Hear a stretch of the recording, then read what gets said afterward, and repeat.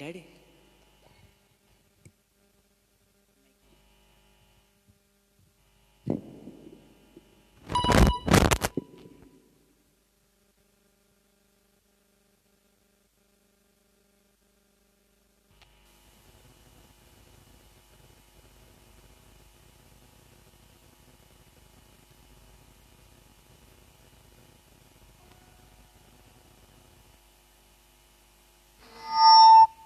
Hello hello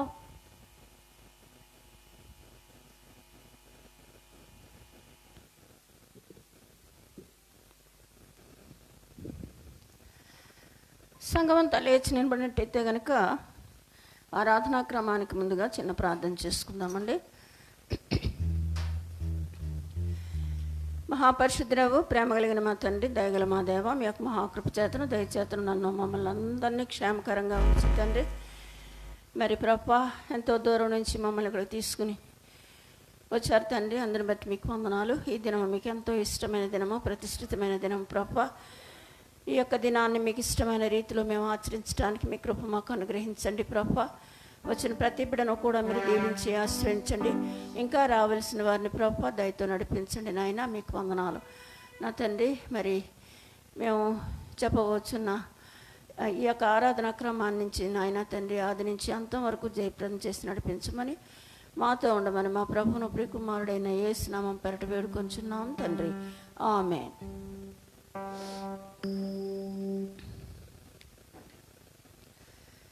మొట్టమొదటి పాటగా ఈ యొక్క కీర్తన పుస్తకంలో నుంచి మొదటి పాటగా 492వ పాట, నామముల కన్నా పైనామం, అన్ని నామముల కన్నా పైనామము, 492, 492. Hello, praise the lord.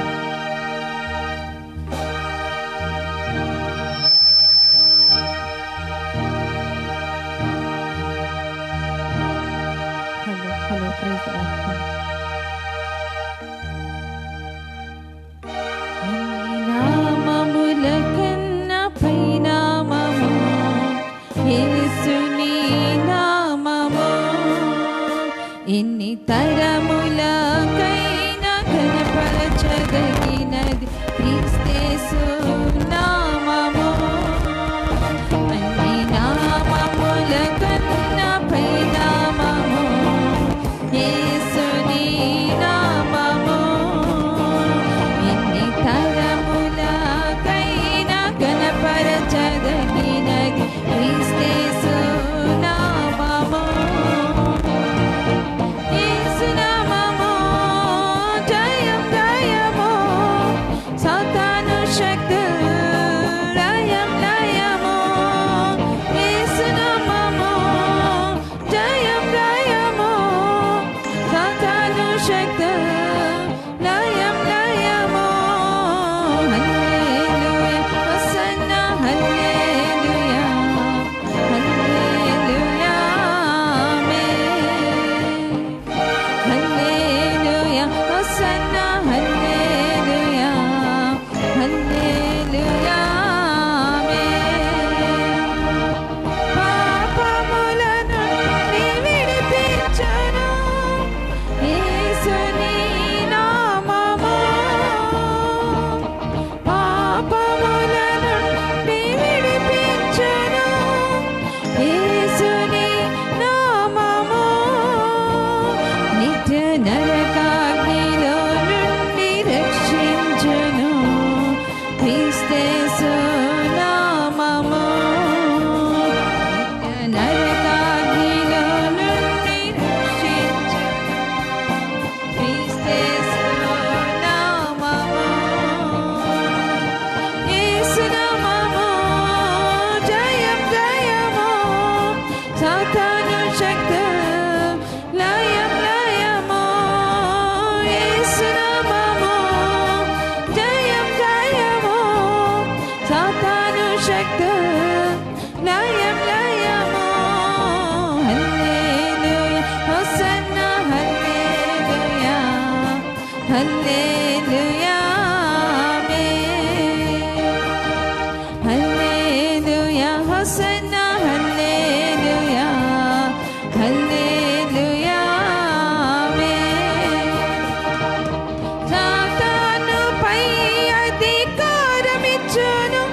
శక్తి కలిగిన యేసునామము సాతానుపై అధికారమిచ్చును. శక్తి కలిగిన యేసునామము శత్రు సమూహము పైన జయమునిచ్చును. జయశీలుడైన యేసునామము శత్రు సమూహము పైన జయమునిచ్చును. జయశీలుడైన యేసునామము యేసునామము జయం జయము సాతాను శక్తి లయం లయము. యేసునామము జయం జయము సాతాను శక్తి లయం లయము. హల్లెలూయా హోసన్నా హల్లెలూయా హల్లెలూయా ఆమేన్. హల్లెలూయా హోసన్నా హల్లెలూయా హల్లెలూయా ఆమేన్. స్తుతి ఘన మహిమలు చెల్లించుచు క్రొత్త కీర్తన పాడెదము. స్తుతి ఘన మహిమలు చెల్లించుచు క్రొత్త కీర్తన పాడెదము. జయ ధ్వజమును పైకెత్తి కేకలతో స్తోత్రగానము చేయుదము. జయ పైకెత్తి కేకలతో స్తోత్రగానము చేయుదము. యేసునామము జయం జయము సాతాను శక్తి లయం లయము. యేసునామము జయం జయము సాతాను శక్తి లయం లయము. హల్లెలూయా హోసన్నా హల్లెలూయా హల్లెలూయా ఆమేన్. హల్లెలూయా హోసన్నా హల్లెలూయా హల్లెలూయా ఆమేన్. హల్లెలూయా ఆమేన్.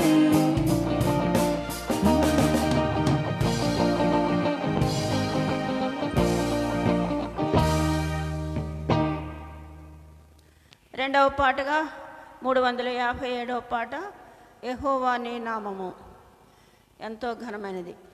357 యెహోవా నీ నామం అన్న పాట 357.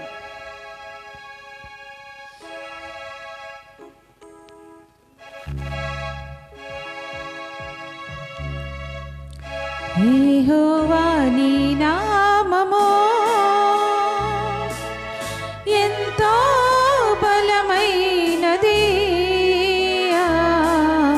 ఎంతో బలమైనది. ఎంతో బలమైనది. యెహోవా నీ నామము ఎంతో బలమైనది. ఎంతో బలమైనది. ఎంతో బలమైనది. యెహోవా నీ నామము మోషే ప్రార్థించగా మన్నాను కురిపించితివి. యెహోషువ ప్రార్థించగా సూర్య చంద్రులనాపితివి. యెహోషువ ప్రార్థించగా సూర్య చంద్రులనాపితివి.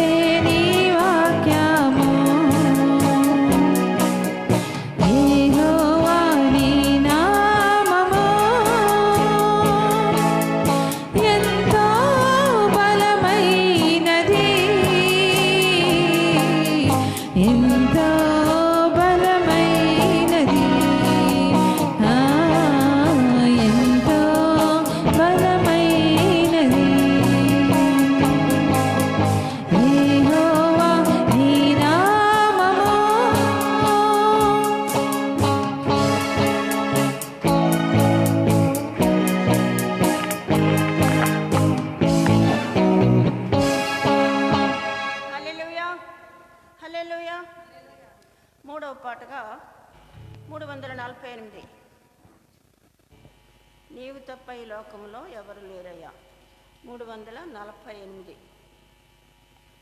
348. నీవు తప్ప ఈ లోకంలో ఎవరు లేరయ్యా.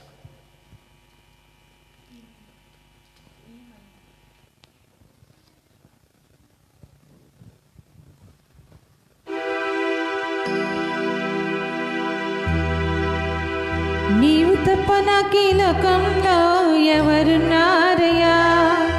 నీవు తప్ప నాలో ఎవరికి చోటే లేదయ్యా. నీవు తప్ప నాకు ఈ లోకంలో ఎవరున్నారయ్యా. నీకు తప్ప నాలో ఎవరికి చోటే లేదయ్యా. దావీదు కుమారుడా నన్ను దాటిపోకయ్యా. నజరేతు వాడ నన్ను విడచిపోకయ్యా. దావీదు కుమారుడా నన్ను దాటిపోకయ్యా. నజరేతు వాడ నన్ను విడచిపోకయ్యా. గుడ్డివాడినయ్యా నా కనులు తెరువవా. మూగవాడినయ్యా నీ స్వరము నీయవా. గుడ్డివాడినయ్యా నా కనులు తెరువవా. మూగవాడినయ్యా నీ స్వరము నీయవా. కుంటివాడినయ్యా నా తోడు నడువవా. కుంటివాడినయ్యా నా తోడు నడువవా. దావీదు కుమారుడా నన్ను దాటిపోకయ్యా. నజరేతు వాడ నన్ను విడచిపోకయ్యా. దావీదు కుమారుడా నన్ను దాటిపోకయ్యా. నజరేతు వాడ నన్ను విడచిపోకయ్యా. లోకమంతా చూచి నన్ను ఏడిపించగా నీ జాలితో నన్ను చేరదీయవా. లోకమంతా చూచి నన్ను ఏడిపించగా నీ జాలితో నన్ను చేరదీయవా. ఒంటరినయ్యా నా తోడు నిలువవా. ఒంటరినయ్యా నా తోడు నిలువవా. దావీదు కుమారుడా నన్ను దాటిపోకయ్యా. నజరేతు వాడ నన్ను విడచిపోకయ్యా. దావీదు కుమారుడా నన్ను దాటిపోకయ్యా. నజరేతు వాడ నన్ను విడచిపోకయ్యా. నీవు తప్ప నాకు ఈ లోకంలో ఎవరున్నారయ్యా. నీకు తప్ప నాలో ఎవరికి చోటే లేదయ్యా. నీవు తప్ప నాకు ఈ లోకంలో ఎవరున్నారయ్యా. నీకు తప్ప నాలో ఎవరికి చోటే లేదయ్యా. దావీదు కుమారుడా నన్ను దాటిపోకయ్యా. నజరేతు వాడ నన్ను విడచిపోకయ్యా. దావీదు కుమారుడా నన్ను దాటిపోకయ్యా. నజరేతు వాడ నన్ను విడచిపోకయ్యా. నజరేతు వాడ నన్ను విడచిపోకయ్యా. నజరేతు వాడ నన్ను విడచిపోకయ్యా. హల్లెలూయా, హల్లెలూయా. ఇప్పుడు మన మధ్య ఉన్న మిస్సెస్ పాస్టర్ రవికాంత్ గారు వచ్చి ప్రైజ్ అండ్ వర్షిప్ జరిపించవలసిందిగా కోరుచున్నాను.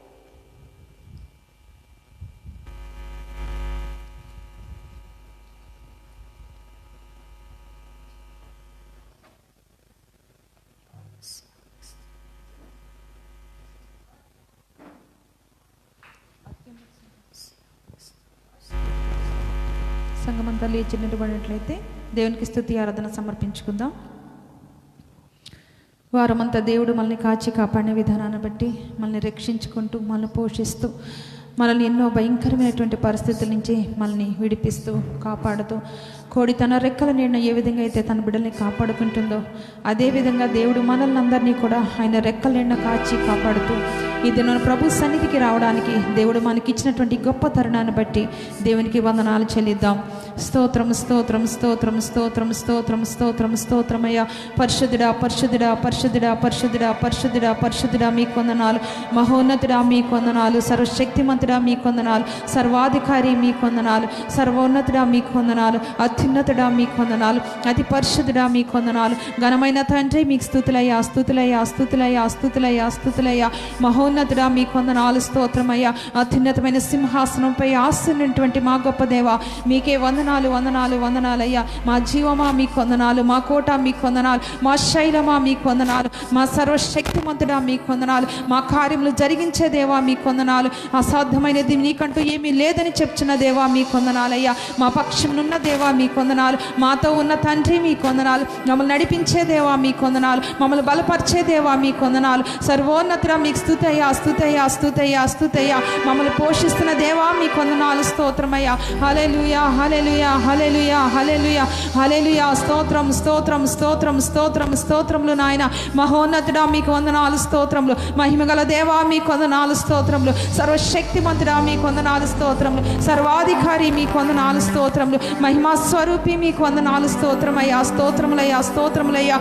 పరిశుద్ధుడా పరిశుద్ధుడా పరిశుద్ధుడా మీకు వందనాలయ్యా. పరమపిత మీకు వందనాలయ్యా. మహోన్నతుడా మీకు స్తుతులు చెల్లించుకుంటున్నామయ్యా. సర్వశక్తిమంతుడా మీకు వందనాలు. స్తోత్రములు. గొప్ప దేవా మీకు వందనాలు. స్తోత్రములు. మా సృష్టికర్త మీకు వందనాలు. స్తోత్రములు. మా జీవమా మీకు వందనాలు. స్తోత్రం స్తోత్రం స్తోత్రం స్తోత్రం స్తోత్రమయ్యా. అయ్యా మీకు స్తుతులు చెల్లించుకుంటున్నామయ్యా. ఆశ్చర్యకరుడైనటువంటి దేవుడు ప్రవ్వా. ఆలోచనకర్త ప్రవ్వా. అయ్యా మమ్మల్ని రక్షించుకున్న దేవుడు అయ్యా. మా కొరకు నాయన ప్రాణం ఇచ్చిన దేవా మీకు వందనాలు. స్తోత్రములు. అగ్ని జ్వాలల వంటి కన్నులు కలిగినటువంటి నా యేసయ్యా మీకు వందనాలు. అయ్యా మా స్తుతి ఆరాధన మీ సన్నిధికి చేర్చుకోండి అయ్యా. మా స్తుతులపై సింహాసనంపై ఆసీనుడండి మా మధ్యకి దిగిరండి ప్రభు. ప్రభువా మీకు స్తుతి స్తుతి స్తుతి స్తుతి స్తుతి నాయన స్తుతి ప్రభువా.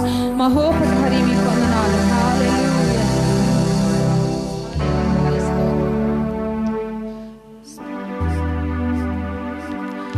అత్యున్నత సింహాసనముపై ఆసీనుడవైన నా దేవా. అత్యంత ప్రేమా స్వరూపివి నీవే. ఆరాధింతుము నిన్నే. అత్యంత ప్రేమా స్వరూపివి నీవే. ఆరాధింతుము నిన్నే.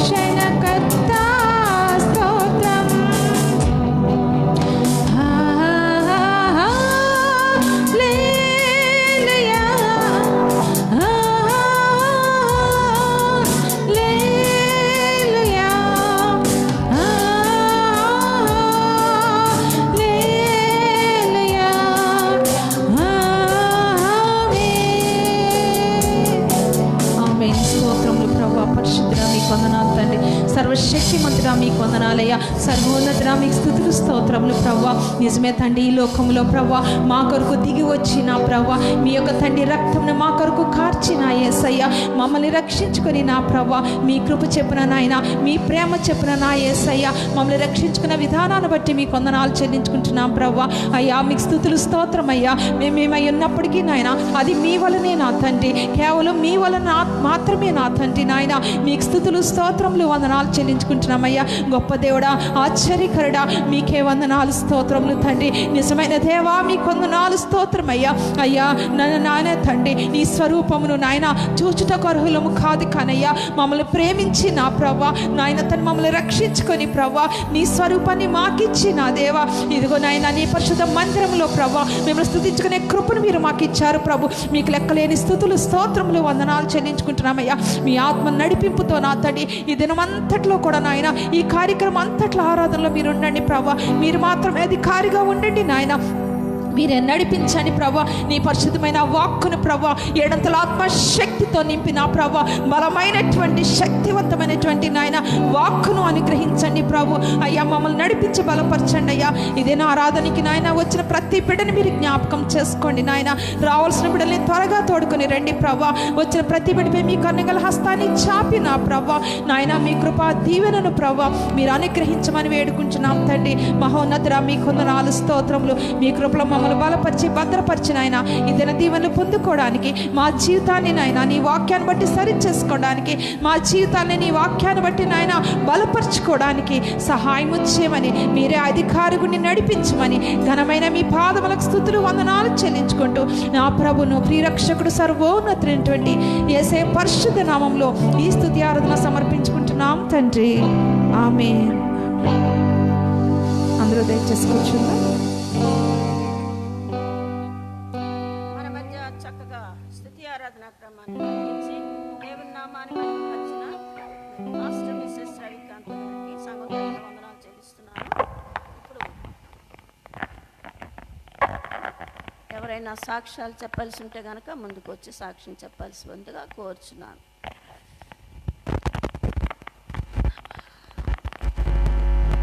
ఎవరైనా సాక్ష్యం చెప్పాల్సి ఉంటే కనుక వచ్చి ముందుకు వచ్చి సాక్ష్యం చెప్పాల్సిందిగా కోరుచున్నాను.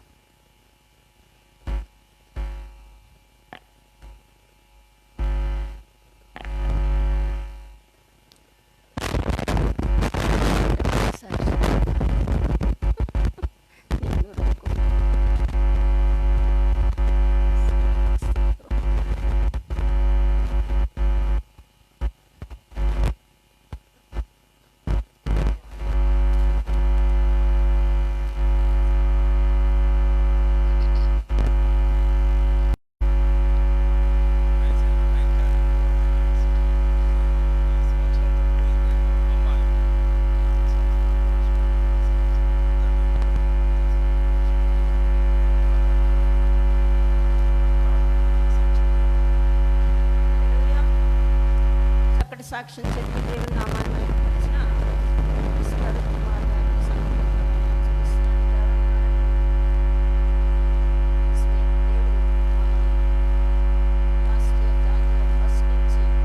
December 27th వరకు ఆయన దాచారు.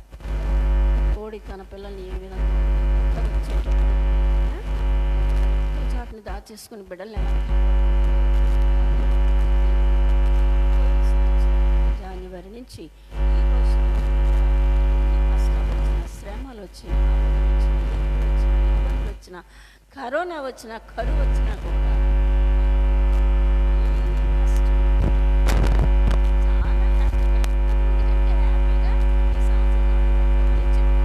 కదండి.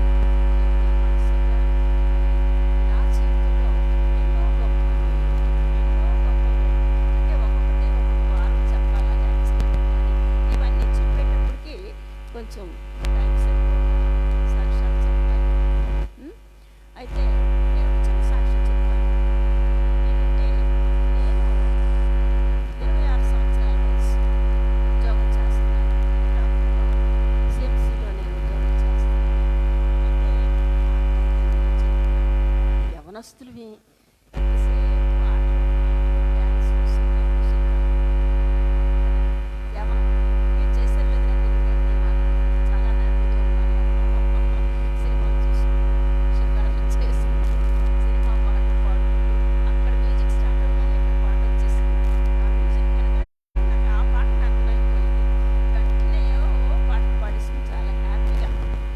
ఉండేదాన్ని అనమాట. అలాంటి సమయంలో జాబ్ చేస్తున్న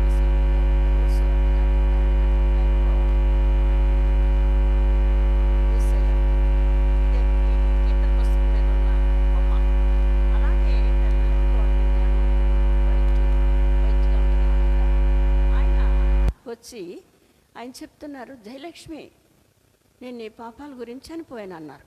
ఇదేంటి, నేను నా పాపాల గురించి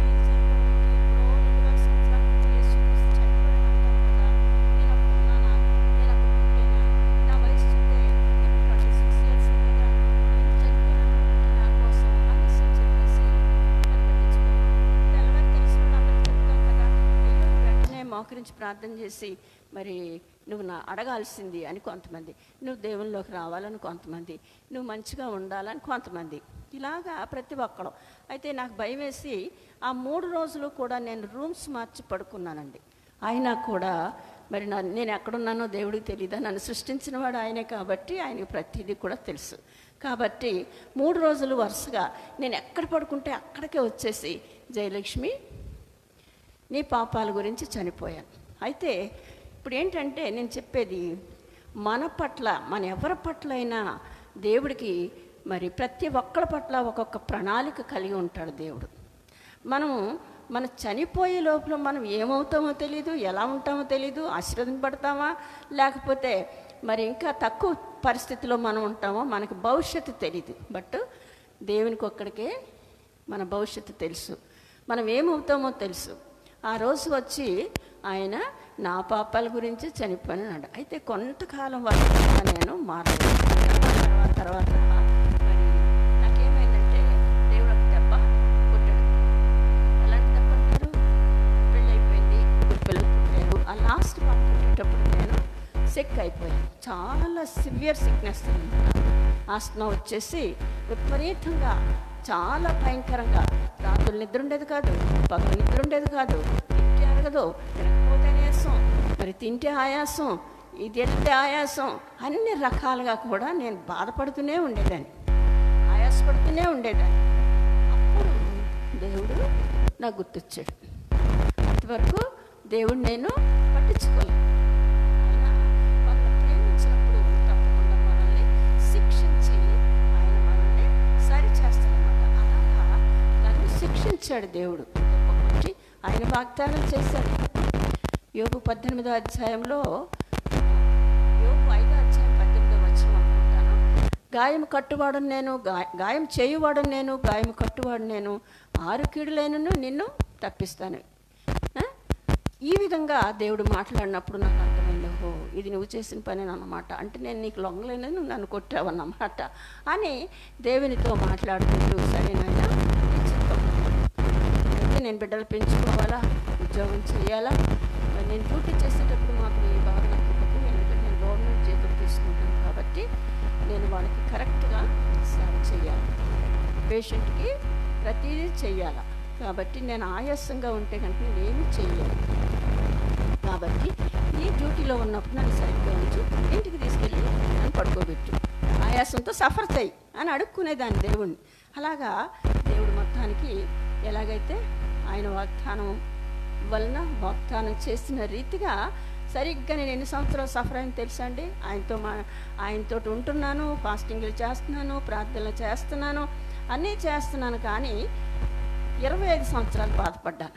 ఇంకా నాలో ఏదో ఉంది, ఆయనకు తెలియకోకుండా చేసే పాపం ఏదో ఉంది. ఆ పాపం ఏదో నేను తెలుసుకోవడం కోసం ఆయన అలాగా కొంచెం కొంచెం తగ్గుతూ ఉంది, అప్పుడప్పుడు చూపిస్తూ ఉన్నాడు. అలాగా మరి 25 సంవత్సరాలు బాధపడ్డాను. అయితే ఇక 25 years లాస్ట్ మూమెంట్లో అయ్యేటప్పటికి నేను చాలా బాగా సన్నగా అయిపోయాను. 37 kgsకి వచ్చేసాను. వచ్చేసి అప్పుడు మళ్ళీ నేను బాధపడుతున్నాను, ఇదంతా నొప్పులే, ఇవన్నీ నొప్పులే, తినలేకపోతున్నాను, డ్యూటీ చేయాలా ఎలాగానో బాధపడుతూ ఉంటుంటే, అయితే నేను ఒకసారి, నాయనా మరి ఇదిగో నా దగ్గర బంగారం ఉంది, ఈ బంగారం అంతా నీకు ఇచ్చేస్తాను, నన్ను ముట్టి స్వస్థపరచు, ఇలాగ అడుగుతున్నాను. అంటే లంచం, దేవుడికి లంచం ఇచ్చి దేవుని ద్వారా స్వస్థపరచబడాలని ఆశపడుతున్నాను. కానీ దేవుడికి నా బంగారం అవసరం లేదండి. ఆయనకు కావాల్సింది ఏంటండి? మన హృదయం కదా, మన హృదయం ఆయనకు కావాలి. బంగారం కాదు, ఆస్తి కాదు, ఐశ్వర్యం కాదు. ఎందుకంటే ఈ సమస్త సృష్టిని సృష్టించిన వాడు ఆయనే కాబట్టి ఆయన నా హృదయాన్ని కోరుకుంటున్నాడు. అంటే నేను చేసిన తప్పు ఇక్కడ ఏంటంటే దేవునికంట అధికంగా బంగారాన్ని ఇష్టపడుతున్నాను. ఏదైనా దేవుడి కంటే అధికంగా మనం ఇష్టపడినట్లయితే బంగారమే కాదు, డబ్బే కాదు, ఉద్యోగమే కాదు, భర్తే కాదు, భార్యే కాదు, బిడలే కాదు, వీళ్ళని ఎవరినైనా కూడా, ఇందులో ఏదైనా కూడా మనం అధికంగా ప్రేమించినట్లయితే కనుక అది విగ్రహారాధన లెక్క. అంటే మనం తెలియకోకుండా ఒక విగ్రహాన్ని పూజించేస్తున్నాం అనమాట. విగ్రహారాధన అంటే దేవుడికి చాలా అయిష్టమైన కార్యం, హేయమైన కార్యం. కాబట్టి అది మనలో నుంచి తీసేసుకోవాలి. నేనైతే బంగారాన్ని బాగా ఇష్టపడేదాన్ని. మరి పొద్దున్నే ఏం చేస్తాను, డ్యూటీకి వెళ్ళాలి కదా, రాత్రులు పడుకునేటప్పుడు భయం వేసేది, అమ్మో నేను నరకానికి వెళ్ళిపోతానేమో అనేసి అని చెప్పేసి బంగారం తీసి పిల్లో కింద పెట్టేసేదాన్ని, పడుకునేదాన్ని. తెల్లవారు లేసి డ్యూటీకి వెళ్ళాలి కదా, వీళ్ళందరూ నన్ను చూసి ఏమన్నా అనుకుంటారేమో, పెద్దని అనుకుంటారేమో, డబ్బులు లేవనుకుంటారేమో అనేసి అని చెప్పేసి నేనేమో గవర్నమెంట్ ఎంప్లాయీని, మా ఆయన స్టేట్ గవర్నమెంట్ ఎంప్లాయీ, నా దగ్గర వస్తువులు లేకపోతే, బంగారం లేకపోతే వాళ్ళందరూ నన్ను పేదది, పిల్లకి ఏమీ లేదని నన్ను తక్కువగా చూస్తారేమో అని పొద్దున్నే భయపడిపోయి మళ్ళీ డ్యూటీకి వెళ్ళినప్పుడు వేసేసుకుని వెళ్ళిపోయేదానండి డ్యూటీకి. అంటే నేను దేవునికి భయపడలేదు, మనుషులకి భయపడ్డాను. వాళ్ళు ఏమన్నా అనుకుంటానన్నారు కానీ ఇవన్నీ చేస్తే ఇది తప్పు, దేవుడికి ఇష్టం లేదు, నేను బంగారాన్ని ఎక్కువగా పూజించకూడదు, బంగారాన్ని ఎక్కువగా ఇష్టపడకూడదు, దేవుణ్ణి ఇష్టపడాలా అన్న జ్ఞానం నాకు లేదు అప్పట్లో. సో అది దేవుడు అది తీసే వరకు నన్ను కనిపెడుతున్నాడు, టెస్ట్ చేస్తున్నాడు. చాలా వరకు తగ్గింది, బట్ నన్ను టెస్టింగ్ ఇంకా కొద్ది కొద్దిగా జ్ఞాపకం చేస్తున్నాడు. నా అవిధేయత, నా లక్ష్యం దేవుని పట్ల, ఇవన్నీ జ్ఞాపకం చేస్తూ చివరికి ఒక రోజు అనేసుకున్నాను, యేసయ్యా నేను ఈరోజు చర్చికి వెళ్తాను, ఒకే ఒక మాట నువ్వు నాతో మాట్లాడు, మొక్కుబడి అన్న మాట పాస్టర్ గారి నోట్లో నుంచి వచ్చిందంటే కనుక నేను ఈ బంగారం తీసి పక్కన పెడతానని చెప్పాను. అంటే నా బంగారం అంతా నీకు ఇచ్చేస్తాను, నా బంగారం అంతా నీకు ఇచ్చేస్తాను, నువ్వు నాకు స్వస్థత అని అడుగుతున్నాను. కానీ నా ఆత్మ విషయం, నా హృదయాన్ని నీకు ఇస్తాను, నేను స్వీకరిస్తాను, నీవు నా హృదయంలో ఉంటావు, నిన్ను అధికంగా ప్రేమిస్తాను, నిన్ను ప్రార్థన చేసుకుంటానన్న మాట నేను చెప్పలేదు. అందుకని అదొక టెస్ట్. సరే నేనే చెప్పాను, ఒక మొక్కుబడి అనే ఒక మాట నాకు వినిపించినట్లయితే తప్పకుండా నేను ఈ బంగారాన్ని తీసేస్తానని చెప్పేటప్పటికి ఆ రోజు పాస్టర్ గారు వాక్యం చెప్తున్నారండి. నన్ను అయితే సైతాన్ని వెన్నవటలేదు, నన్ను అసలు చర్చిలో నాకు అసలు నిద్ర అది ఎప్పుడు. కానీ ఆ రోజు అయితే మాత్రం భయంకరమైన నిద్ర వచ్చేస్తుంది నాకు. ఎందుకు, అక్కడ ఆయన వాక్యం చెప్తున్నాడు, ఆ వాక్యం నేను వినకూడదు, దాని ఇష్టం ఏంటంటే నేను ఆ వాక్యం విన్నట్లయితే నా జీవితాన్ని మార్చేసుకుంటాను. అందుకని చెప్పేసి పొలమంట నిద్ర ఊపేస్తుంది అనమాట. అయినప్పటికీ కూడా మొండిగా ఆయన ఏం చెప్తున్నాడో వినేటప్పటికీ ఆయన యోనా గురించి, యోనా మరి తిమింగలం కడుపులో ఉండి మరి ఆయన చేస్తున్న ప్రార్థన ఆయన చెప్తున్నాడు. ఆ కడుపులో ఉండి ఆయన ప్రార్థన చేస్తున్నాడు, నీ మొక్కుబడులు నేను చెల్లించుకుంటాను, నీ దహన బలులు నేను అర్పించుకుంటాను, నీ చిత్తమైతే ఈ చేప కడుపులో నుంచి నన్ను బయటికి తోసేయి అని చెప్పి ప్రార్థన చేస్తున్నాడండి. ఆ మొక్కుబడి అన్న మాట ఎప్పుడైతే నేను విన్నానో, మరి దేవా నీకు వందనాలు, నువ్వు నాతో మాట్లాడిన విధానాన్ని బట్టి నీకు వందనాలు అని చెప్పేసి నేను వెంటనే డిసైడ్ అయిపోయాను. అంతే, ప్రేయర్ అయిపోయింది. ఆ చర్చి వాళ్ళు నా రిలేటివ్స్ అన్నమాట, నా మేనత్త కొడుకు చర్చ్ అన్నమాట అది.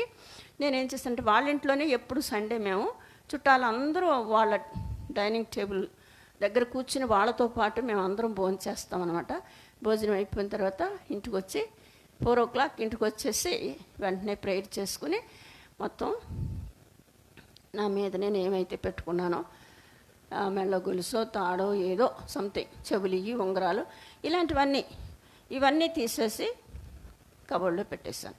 ప్రార్థన చేసుకుని, నాయన నువ్వు నాతో మాట్లాడిన విధానాన్ని బట్టి నీకు వందనాలు నాయన, మరి ఇప్పుడు నాకు ఈ యొక్క స్వస్థతను ఇస్తున్నామని నమ్ముచున్నాను నేను అనేసి అని చెప్పి ప్రార్థన చేసుకుని తీసేసాను. అంతే, ఆ నెక్స్ట్ డేని మరి మా పాప ఫోన్ చేసింది. అప్పటికే దేవుడు నాకు ఒక దర్శనం చూపించాడు. సెప్టెంబర్ 26 డేట్ చూపిస్తున్నారు. అది 2005. ఏమనంటే ఒక ట్రిప్లికేట్లో మెడిసిన్స్ రాస్తున్నట్టుగా చూస్తున్నాను. ట్రిప్లికేట్ 3 ఒకదాని తర్వాత ఒకటి 3 కాగితాలు ఉంటాయి. వాటిలో మందు చూస్తున్నాను, మందులు రాస్తున్నట్టు చూస్తున్నాను. ఇది ఏంటబ్బా ఇలాంటి వచ్చింది అనేసి అని చెప్పేసి పిల్లలందరికీ చెప్పేశాను. ఈ సెప్టెంబర్ 26వ తారీఖుని దేవుడు ఏదో కార్యం చేయబోతున్నాడు అనేసి అని చెప్పి అన్నాను. అందరం సంతోషం మమ్మీ అనేసి అని చెప్పి అన్నారు. సరిగ్గా నన్ను అంతకుముందు పాప నన్ను హైదరాబాద్ పిలిచేటప్పుడు గ్లోబల్ హాస్పిటల్ పిలిస్తే నాకు అన్ని టెస్టులు చేయించేసిందండి. నాకు ఏ టెస్ట్లోనూ నాకు నార్మలే కనిపిస్తుంది, అని అబ్నార్మల్ రిపోర్ట్ లేదు. రిపోర్ట్లు అబ్నార్మల్గా లేదు. ఏంటమ్మా నీకు అసలు నార్మల్గా ఉన్నాయి అన్నీ, నీకు ఆయాసం తగ్గట్లేదు అనేసి అని మళ్ళీ ఏమన్నాడంటే ఇంకొక టెస్ట్ చేయించుకో, ఈ నీకున్న అడ్రినాలిన్ గ్లాండ్స్లో ఆ యొక్క ప్రొడక్షన్ ఎంత ఉందో చూద్దాం, దాన్ని బట్టి నేను నీకు ట్రీట్మెంట్ రాస్తాననేసి అని చెప్పేటప్పటికి సరే అని చేయించేసుకున్నాను. మొత్తానికి చేయించుకున్న తర్వాత ఆ సేమ్ డే 26th రిపోర్ట్ వచ్చేసింది. వచ్చేటప్పటికి ఆ రోజు డాక్టర్ గారు లేరు. సైతాను దేవుని నామాన్ని మహింపరచబడినవదండి, ఘనపరచడానికి వీలు లేదు దాన్ని ఎదురుకుండా. అప్పుడు నెక్స్ట్ డే ఆయన వస్తే మళ్ళీ రిపోర్ట్ తీసుకుని వెళ్ళేటప్పటికి అప్పుడు నాలో ఉన్న ఫాల్ట్ బయటపడింది. ఏంటి అంటే మన కిడ్నీస్ పైన అడ్రినాలిన్ గ్లాండ్స్ అని ఉంటాయి. అడ్రినాలిన్ గ్లాండ్స్లో ఒక ప్రొడక్షన్ ఉంటుందన్నమాట, కొంత సెక్రీట్ చేస్తుంది అన్నమాట. అదేమైందంటే మరి నాకు చాలా తక్కువగా ప్రొడ్యూస్ అవుతుంది అనమాట నా బాడీలో. సో వెంటనే డాక్టర్ గారు ఏం చేశారంటే, అమ్మ ఇది నీ జబ్బు, ఇది నీ ఫాల్ట్, నీ అడ్రినాలిన్ గ్లాండ్స్ సరిగ్గా పనిచేయట్లేదు కాబట్టి దానికి మెడిసిన్ తీసుకోవాలి అన్నారు. సరే ఆయన లైఫ్ లాంగ్ వాడమనమని చెప్పారు. It's all right. మరి ఇదెందుకు రాస్తున్నారు, నాకు కొంచెం డేంజరస్ డ్రగ్ కదా ఇదంటే, ఏమి లేదు అసలు నీలో ప్రొడక్షన్ చాలా తక్కువ ఉందమ్మా, ఈ మెడిసిన్ నువ్వు బయట నుంచి తీసుకుంటే you will be all right, నీకు ఇంకా ఆస్తమా ఉండదు, ఏముండదు, ఆయాసం ఉండదు, ఏముందని చెప్పేటప్పటికి వెంటనే దేవుని స్తుతించుకుని ఆ మెడిసిన్ స్టార్ట్ చేస్తానండి. చేసిన తర్వాత ఒక నెక్స్ట్ డేకే అసలు నా మొహంలో చక్కటి గ్లో వచ్చింది అనమాట. పిల్లలందరూ ఇదేంటి మమ్మీ నీ మొహం చాలా బాగుంది, గ్లో వచ్చేసింది మమ్మీ అనేసి అని అందరూ సరదాగా ఇది చేస్తారనమాట.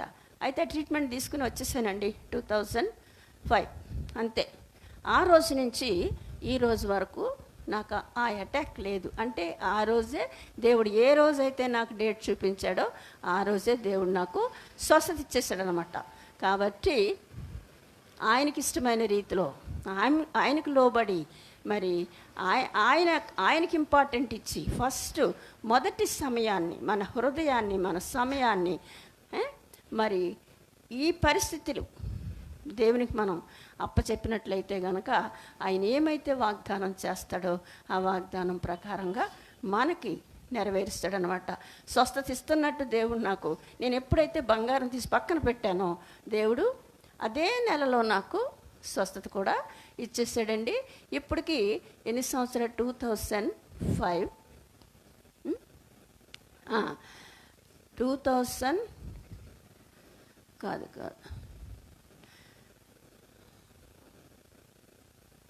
55 అనుకుంటాను కదా, 15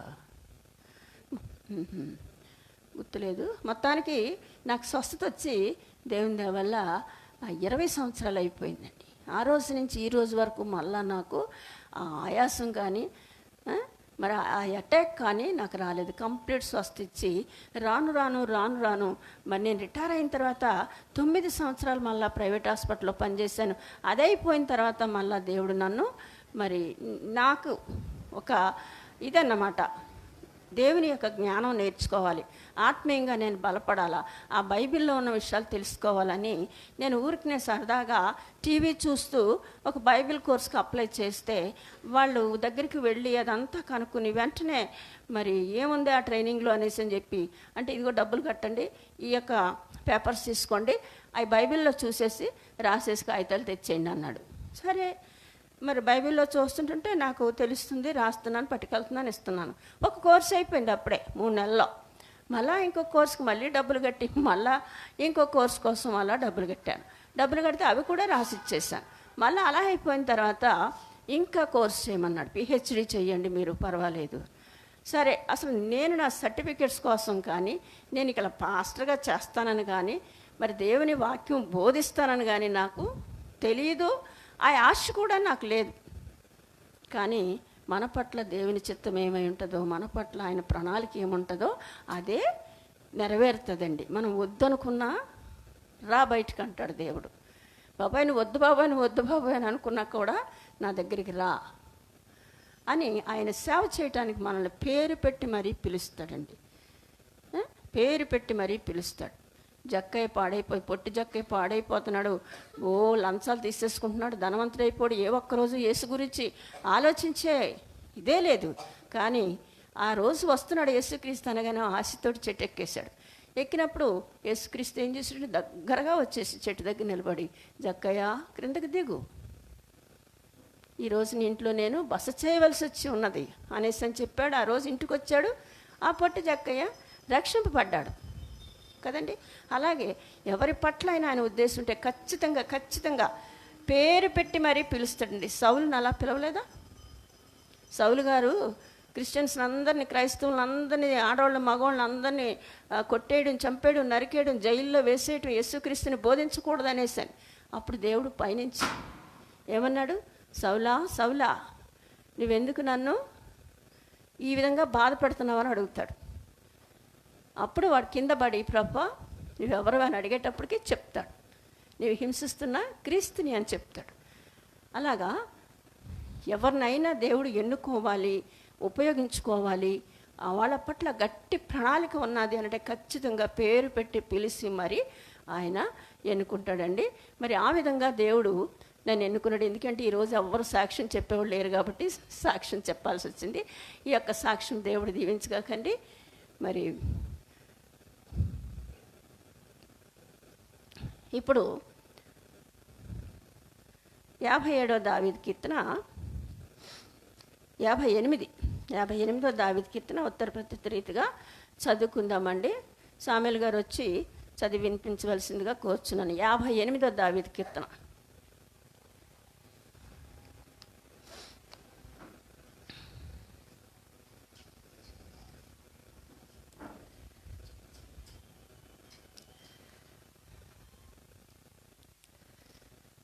యాభై ఎనిమిది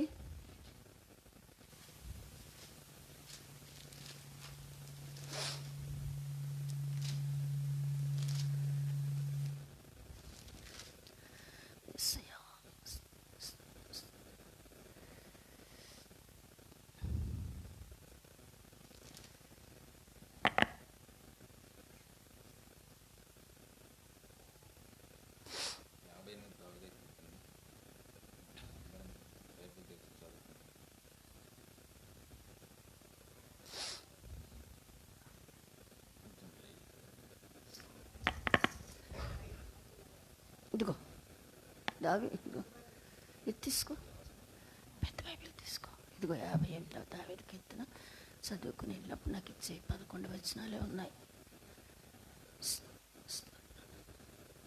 అధిపతులారా, మీరు నీతిని అనుసరించి మాట్లాడుదని నిజమా? నరులారా, మీరు న్యాయమును బట్టి తీర్పు తీర్చుదురా? లేదే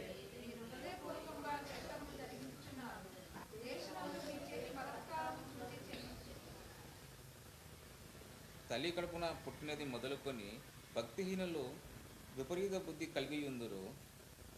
పుట్టిన తోడనే అబద్ధములాడుతూ తప్పిపోదురు. మాంత్రికుడు ఎంత నేర్పుగా మంత్రిచ్చినను వారి స్వరము తనను వినబడకుండునట్లు చెవి మూసుకొని బట్టి చెవిటి పాము వలె వారున్నారు.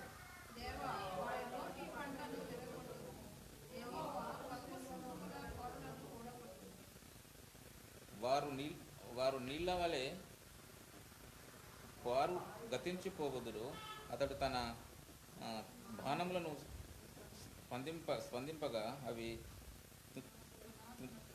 సునాతుక్కలై పోవును.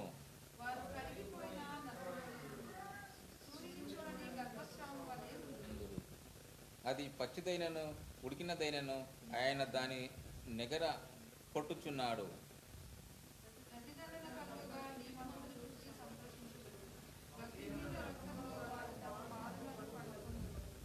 కావున నిశ్చయం నీతిమంతులను ఫలము కలగనీయము.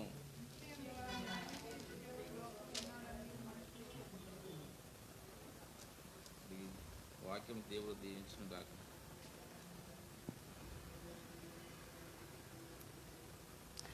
చక్కగా మన మధ్య కీర్తన ఉత్తరప్రతి రీతిగా చదివి వినిపించిన మిస్టర్ సామ్యుల్ గారికి సంఘం తరపున వందనాలు చెల్లిస్తున్నానండి. మరి ఇప్పుడు ఇంకా ప్రత్యేకమైన పాటలు ఎవరైనా పాడాల్సి ఉంటే పాడొచ్చు. ప్రత్యేకమైన పాటలు, స్పెషల్ సాంగ్స్.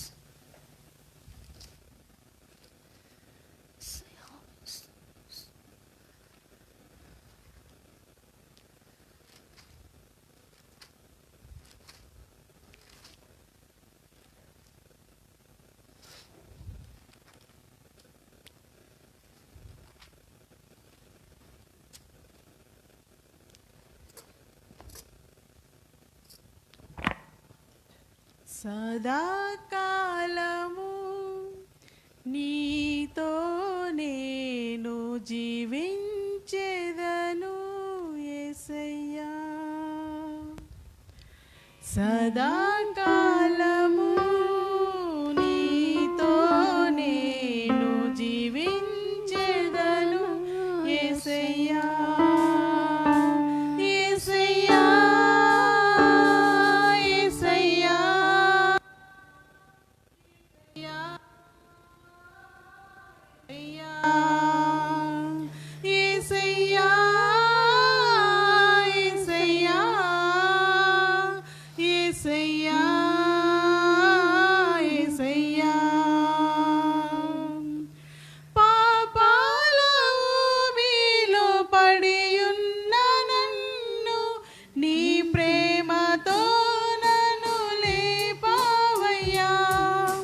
పా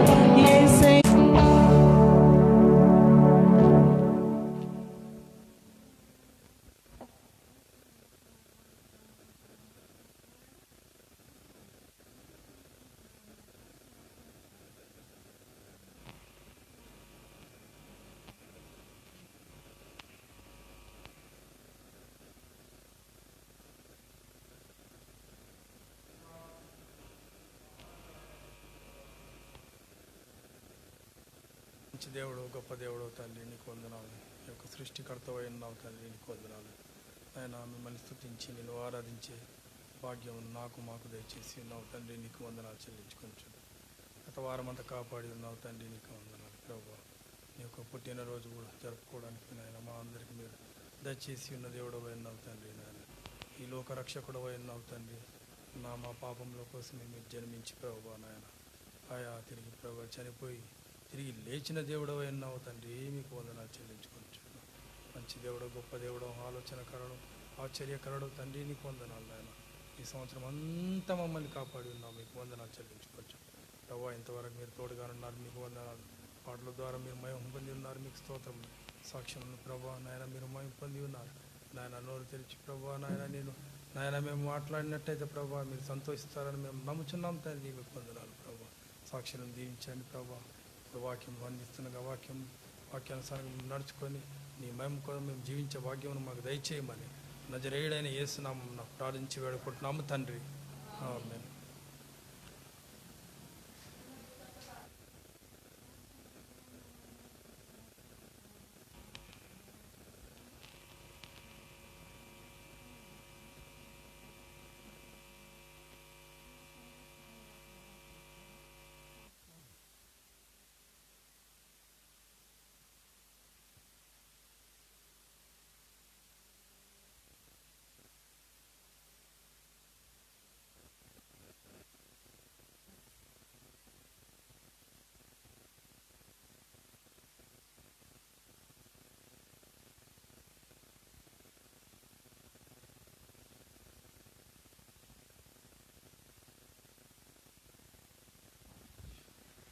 దేవుని పరిశుద్ధ పాదములకు వందనాలు, స్తోత్రములు చెల్లించుకుంటున్నాను తండ్రి.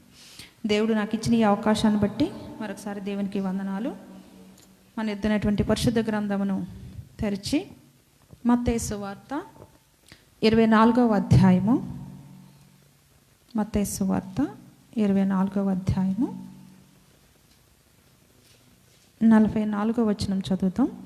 మత్తయి సువార్త 24వ అధ్యాయము 44వ వచనం.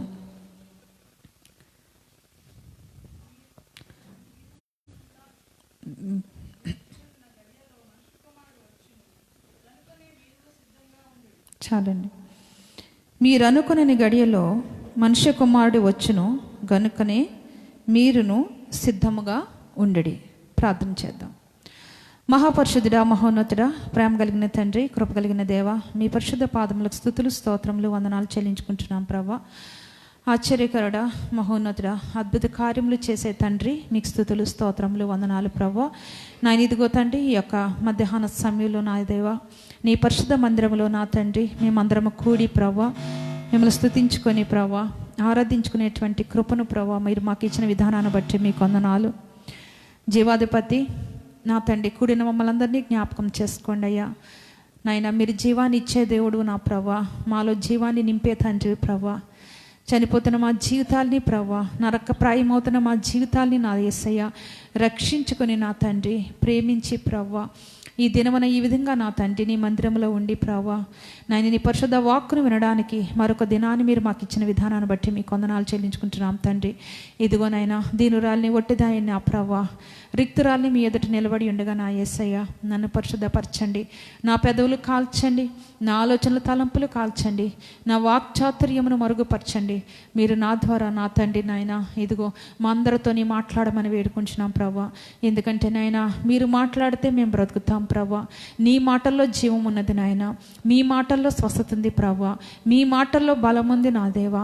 మీ మాటల ద్వారా మేము మార్పు పొందగలము నాయన, మీ మాటల ద్వారా రక్షణ పొందుకోగలం కనుక నా యేసయ్య అయ్యా మాతో మాట్లాడండి నా తండ్రి, మీరే మాతో మాట్లాడండి అయ్యా. నన్ను మరుగుపరచండి, ఏడంతల ఆత్మశక్తితో నింపి ప్రభా మీరు ఇచ్చినటువంటి వాక్కును ప్రభా బలముగా నా తండ్రి వెదజల్లడానికి నన్ను వాడుకునవని జీవముగల మీ పాదములకు స్తుతులు వందనాలు చెల్లించుకుంటూ నా ప్రభును ప్రియరక్షకుడు సర్వోన్నతమైనటువంటి యేసే పరిశుద్ధ నామములో ఈ ప్రార్థన వేడుకుంటున్నాం తండ్రి, ఆమేన్. ఈ యొక్క వాక్యంలో మనం చూసినట్లయితే మీరు అనుకునని గడియలో మనుష్య కుమారుడు వచ్చును గనక మీరు సిద్ధముగా ఉండి అని ఇక్కడ వాక్యం వాక్యంలో చెప్పబడినది. సిద్ధము, ఎలాంటి సిద్ధపాటును మనం కలిగి ఉండాలి. సిద్ధపాటు అనేది ఫర్ ఎగ్జాంపుల్ ఇప్పుడు మనం ఒక ఊరు వెళ్తున్నప్పుడు ఎలా సిద్ధపడతామండి? ఎలాగైతే లేచి అలా స్నానం చేసి అట్లా వెళ్ళిపోతామా? వెళ్ళడానికి ఎన్ని డేస్ మనం ఉంటామో, ఎవరింటికి వెళ్తున్నామో అకార్డింగ్ టు దట్ మనం ఏం చేస్తామంటే రేంజ్ని బట్టి బట్టలు పెడతాం. అవునా కదా? ఒకవేళ అది మ్యారేజ్ అయితే అన్ని పట్టు సారీస్ అన్నీ పెట్టుకొని, ఆర్నమెంట్స్ అన్నీ పెట్టుకొని ఆ విధంగా సిద్ధపడతాం. ఓన్లీ జస్ట్ విజిటింగ్ చేయడానికి అని అంటే ఒక నార్మల్ లేదంటే డైలీ వేర్ డ్రెస్సెస్ కానీ లేదా సారీస్ కానీ పెట్టుకుంటాం. అంటే వెళ్ళేటువంటి ప్రదేశాన్ని బట్టి మన సిద్ధపాటు ఉంటుంది కదండి. ఒకవేళ మ్యారేజ్ అయితే ఇప్పుడు నేను చెప్పినాడు జస్ట్ విజిటింగ్ అయితే మీరు నగలన్నీ పట్టుకుని వెళ్తారండి? వెళ్ళము, ఎందుకంటే పోతాయేమో అని భయం కదా. సో వెళ్ళే పరిస్థితికి ఎక్కడికి వెళ్తామో ఏం చేయాలనే విధానాన్ని బట్టి ఏమంటే మనం ప్రయాణం కొరకు సిద్ధపడుతూ ఉంటాం. ఈ సిద్ధపాటు అనేది ఒకే విధం కాదు. ఫర్ ఎగ్జాంపుల్ ఇక్కడ యవ్వన బిడ్డలు ఉన్నారు, కాలేజ్ స్టూడెంట్స్. మీరు కాలేజ్కి వెళ్ళాలి, ఏం చేస్తారు? అన్ని బ్యాగ్స్ అంతా ఇక్కడ వదిలేసి, బుక్స్ అన్ని ఇక్కడ వదిలి ఓన్లీ ఎంటీ బ్యాగ్ పట్టుకుని వెళ్తారా? వెళ్తే ఏమవుతుందో తెలుసు మీకు కదా. అదే స్కూల్ అయితే ఇంకా దారుణంగా ఉంటుంది, పనిష్మెంట్. సో ఈ పరిస్థితులు బట్టి అంటే మీరు అక్కడికి స్కూల్కి వెళ్ళాలంటే ఆ రోజు ఏమేమి time table, what is the time table, according to the time table అన్ని బుక్స్ సర్దుకుంటారు కదా.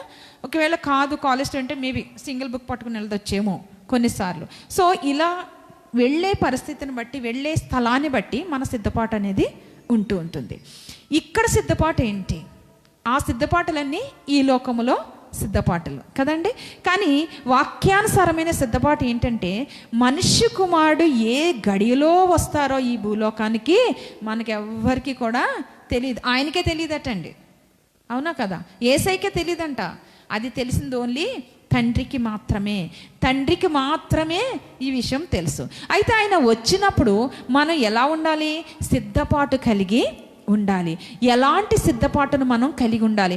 ఒకవేళ సిద్ధపాటు గనక మన దగ్గర లేకపోతే ఏ విధమైన పరిస్థితి వస్తుందో ఈరోజు కొన్ని మాటలు ప్రభు సన్నిధిలో షేర్ చేసుకోవాలని ఆశపడుచున్నాను.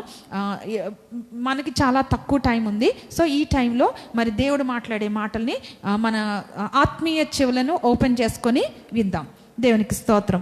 అయితే ఇక్కడ ఒక ఉపమానమును ఫస్ట్ దేవుడు చెప్పడం జరిగింది. యేసయ్య తన శిష్యులకి ఈ లోకంలో ఉండగా ఒక ఉపమానం చెప్పారు. ఈ విషయాన్ని బట్టి ఏంటంటే ఒక దాసుడు తన యొక్క యజమానుడు ఏ టైంలో వస్తారో తెలియక అతని యొక్క పనిని, గృహ నిర్వాహకత్వం చేసే పనిని నిర్లక్ష్యముగా చేశాడంట.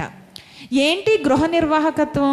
ఏం చేయాలి అసలు అంటే ఆ యజమానుడి యొక్క ఆస్తి యావత్తుకి కూడా వాళ్ళు ఏం చేశారని అంటే అధిపతుల్ని పెడతారు. వాళ్ళని గృహ నిర్వాహకులు అంటామన్నారు. పెద్ద పెద్ద ఇళ్లలో జరిగే విషయాలు ఇవి. అంటే మన ఇంట్లో మనమే చూస్తాం కదండి, మనమే చేసుకుంటామని. కానీ పెద్ద పెద్ద జమీందార్స్ లేదంటే రాజులున్న వాళ్ళ ఇళ్లలో ఏం చేస్తారని అంటే ఒక గృహ నిర్వాహకుడు అనే ఒక పోస్ట్ ఉంటుంది.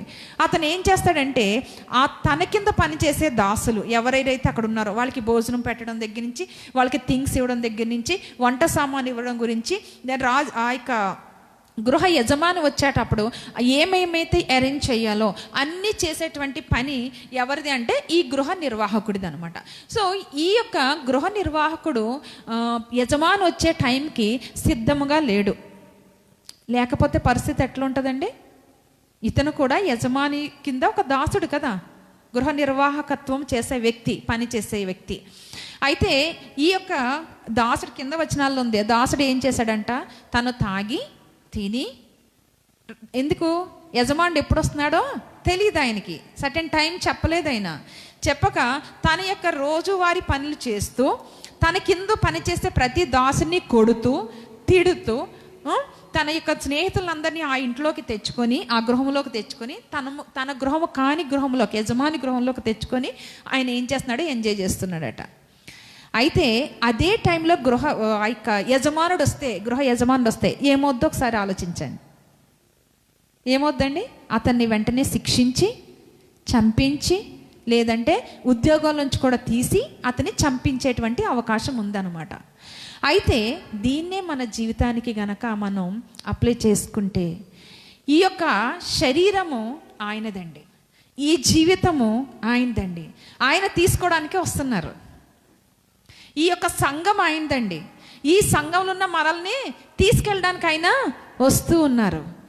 ఒకవేళ గనక మన యొక్క పరిస్థితి సరి అయినది కాకపోతే, మనం ఆయన కొరకు ఎదురు చూస్తూ సిద్ధపాటు కలిగి లేకపోతే మన పరిస్థితి ఏంటి?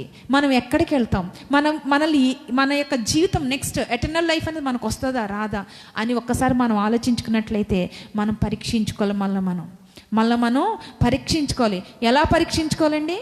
మనకి ఇవ్వబడినటువంటి పరిశుద్ధ గ్రంథము ద్వారా మనం పరీక్షించుకోవాలి. దీనిలో ఉన్న విధముగా నేను ఉన్నానా, ఈ యొక్క వాక్యానుసారంగా నడుస్తున్నానా లేదా అనే విషయాన్ని మనం గ్రహించుకోవాల్సిన అవసరం ఉంది.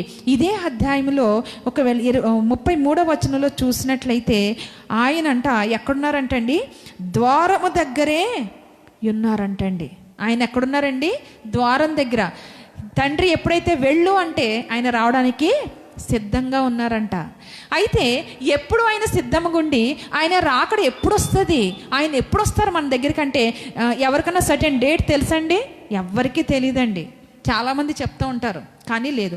కానీ ప్రభువు ఏం చెప్తున్నారంటే ఈ సూచనలు మీకు కనబడను.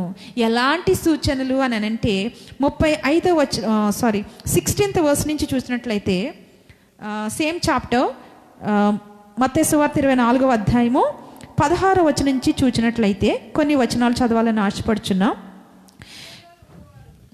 చదవండి.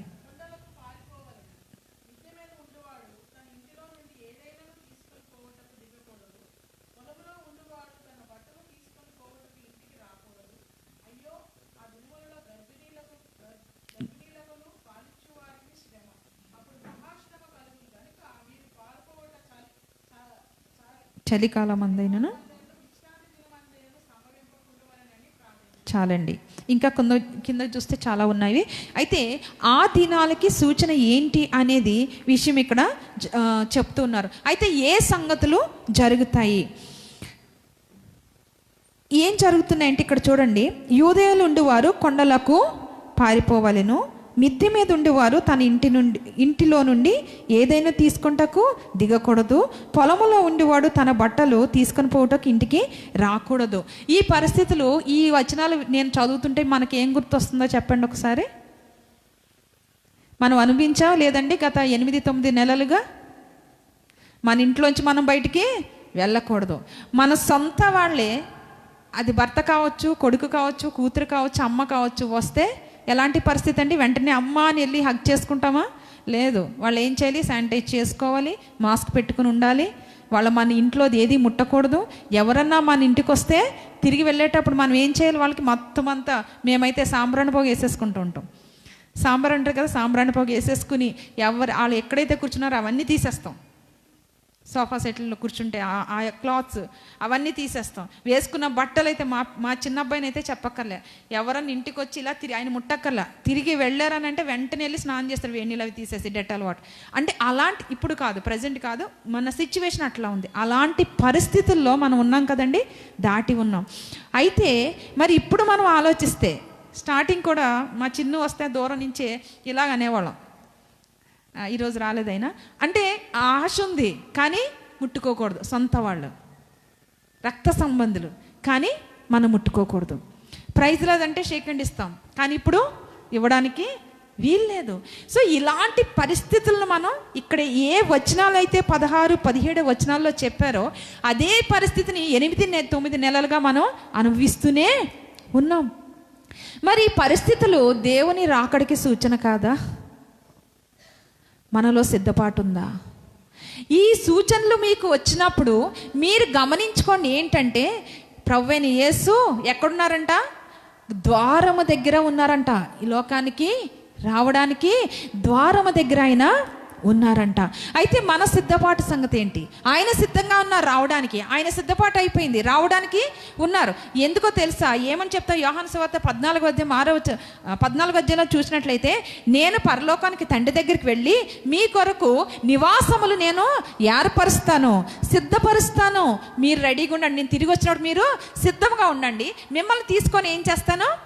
మీకు ఏర్పరిచిన స్థానంలో పరలోకంలో మిమ్మల్ని పెడతా అని ఆయన చెప్పి వాగ్దానం చేసి యేసయ్య ఎక్కడి నుంచి, భూమి నుంచి తండ్రి దగ్గరికి వెళ్ళారండి.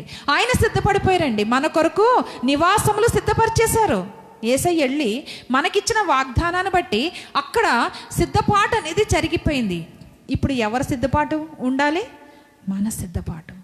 మనం నిజంగా కరెక్ట్గా ఉన్నామా? మనం సిద్ధపడిపోయి ఉన్నామా? యేసయ్య మన దగ్గరికి వచ్చి, రండి మీ కొరకు నేను నివాసములు సిద్ధపరిచేశాను, ఏర్పరిచేశాను అని అంటే, మరి మన సిద్ధపాటు, మనం ఆయనతో వెళ్ళడానికి సిద్ధంగా ఉన్నామా?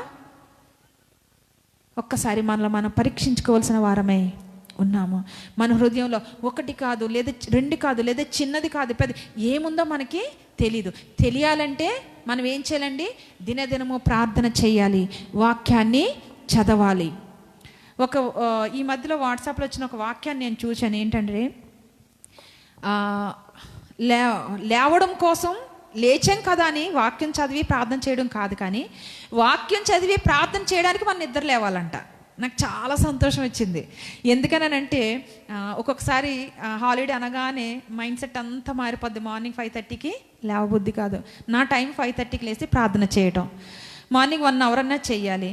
ఆ 1 అవర్లో ఏమొద్దంటే ఒక్కొక్కసారి నీరసం, అంటే పని ఒత్తిడి ఏదన్నా కావచ్చు, నిద్ర వచ్చేస్తూ ఉంటుంది. కానీ ఆ అధ్యాయం కంప్లీట్ చేయకుండా లేవడానికి అవదు. అలా ఒకసారి 7:30 కూడా అయిపోతుంటుంది. ఇక్కడేమో మళ్ళీ వంట అంతా ప్రిపేర్ చేసి మళ్ళీ స్కూల్కి వెళ్ళాలి. సో ఈ టైంలో కొంచెం ఇబ్బంది అయినప్పటికీ కూడా గుండెలో ఒకలాంటి భయము, దడ స్టార్ట్ అయిపోద్ది నాకు. అలారం కొట్టిన వెంటనే లేవాలి లేవాలి లేవాలి అని. అది నాకు చాలా ఆనందం వేసింది. ఏంటంటే లేవాలి అని అంటే ఫర్దర్ చేసే పని కంటే ఆ టైంలో దేవునికి స్తుతి చెల్లించాలి. మా యొక్క రిలేటివ్ ఒక పెద్దవాడు ఉన్నారు మా ఫ్యామిలీకి, మా హస్బెండ్ ఫ్యామిలీకి పెద్ద. ఆమె కంటే ముందంట పక్షులకు వస్తే ఆమె ఏడ్చేవారంట. ఆమె కంటే ముందు, ఆమె లేచే కంటే ముందు, ఆమె ప్రార్థన కంటే ముందు, ఆమె దేవునికి పాటలు పాడి స్తుతించేట కంటే ముందు పక్షుల సౌండ్ వినిపిస్తే ఏడ్చేసేవారంట ఆవిడ. ఒకసారి నేను ఎవరి దగ్గర సాక్ష్యం విన్నాను. ఇది మా ఫ్యామిలీలో పెద్ద ఆవిడే, మా హస్బెండ్ వాళ్ళ పెద్ద మేనత్త గారు. అయితే మా ఫ్యామిలీ అంతా నడిపించేది ఆమె అనమాట. మా రిట్రీట్లు పెట్టేది కానీ ఫ్యామిలీతో అన్నీ ఆమె చేస్తారు. అయితే అంటే అలాంటి ఆసక్తి అనేది మనకి ఉండాలన్నమాట. అఫ్కోర్స్ నేను 5:30 లేసిన ఓల్డ్, అప్పుడే ప్రార్థనలన్నీ అయిపోతాయి అనుకోండి, పక్షుల ప్రార్థనలు మనకంటే అవే. అందుకనే దేవుడు చెప్పాడు ఏమంటే, పక్షుల కంటే మనం శ్రేష్ఠులైనా కానీ మనం ఆహారాన్ని కష్టపడి సంపాదించాలి, అవి కష్టపడి సంపాదించవలసిన అవసరము లేదు. అవన్నీ యేసయ్యే సమకూరుస్తారు. అయితే మనలో సిద్ధపాటు, ఈ వాక్యము ప్రార్థన అనేది ఎంతో అవసరము. ఈ యొక్క వాక్యం చదివినప్పుడు ఎలాంటి సిద్ధపాటు మనం కలిగి ఉండాలి అనేది మనం నేర్చుకోవాలి. నేను ఎక్కువ రిఫరెన్స్ ఇక్కడ చెప్పడానికి టైం లేదు కనుక నేనే చెప్పేస్తాను. ఇక్కడ ఇర్మియా గ్రంథము 2వ అధ్యాయము 13వ వచనం తీయగలిగితే తీయొచ్చండి. ఇర్మియా గ్రంథం 2వ అధ్యాయము 13వ వచనం ఒకసారి చూస్తే, ఇక్కడ ఉన్నటువంటి ఈ మనుషులు దేవుడు ఏర్పరచుకున్నప్పటికీ కూడా వాళ్ళ యొక్క సిద్ధపాటు ఎలా ఉంది అని అంటే వ్యర్థముగా ఉందని దేవుడు చెప్తున్నాడు. వీడి యొక్క సిద్ధపాటు వ్యర్థమైనటువంటి సిద్ధపాటు. ఇర్మియా 2వ అధ్యాయము, అవునండి,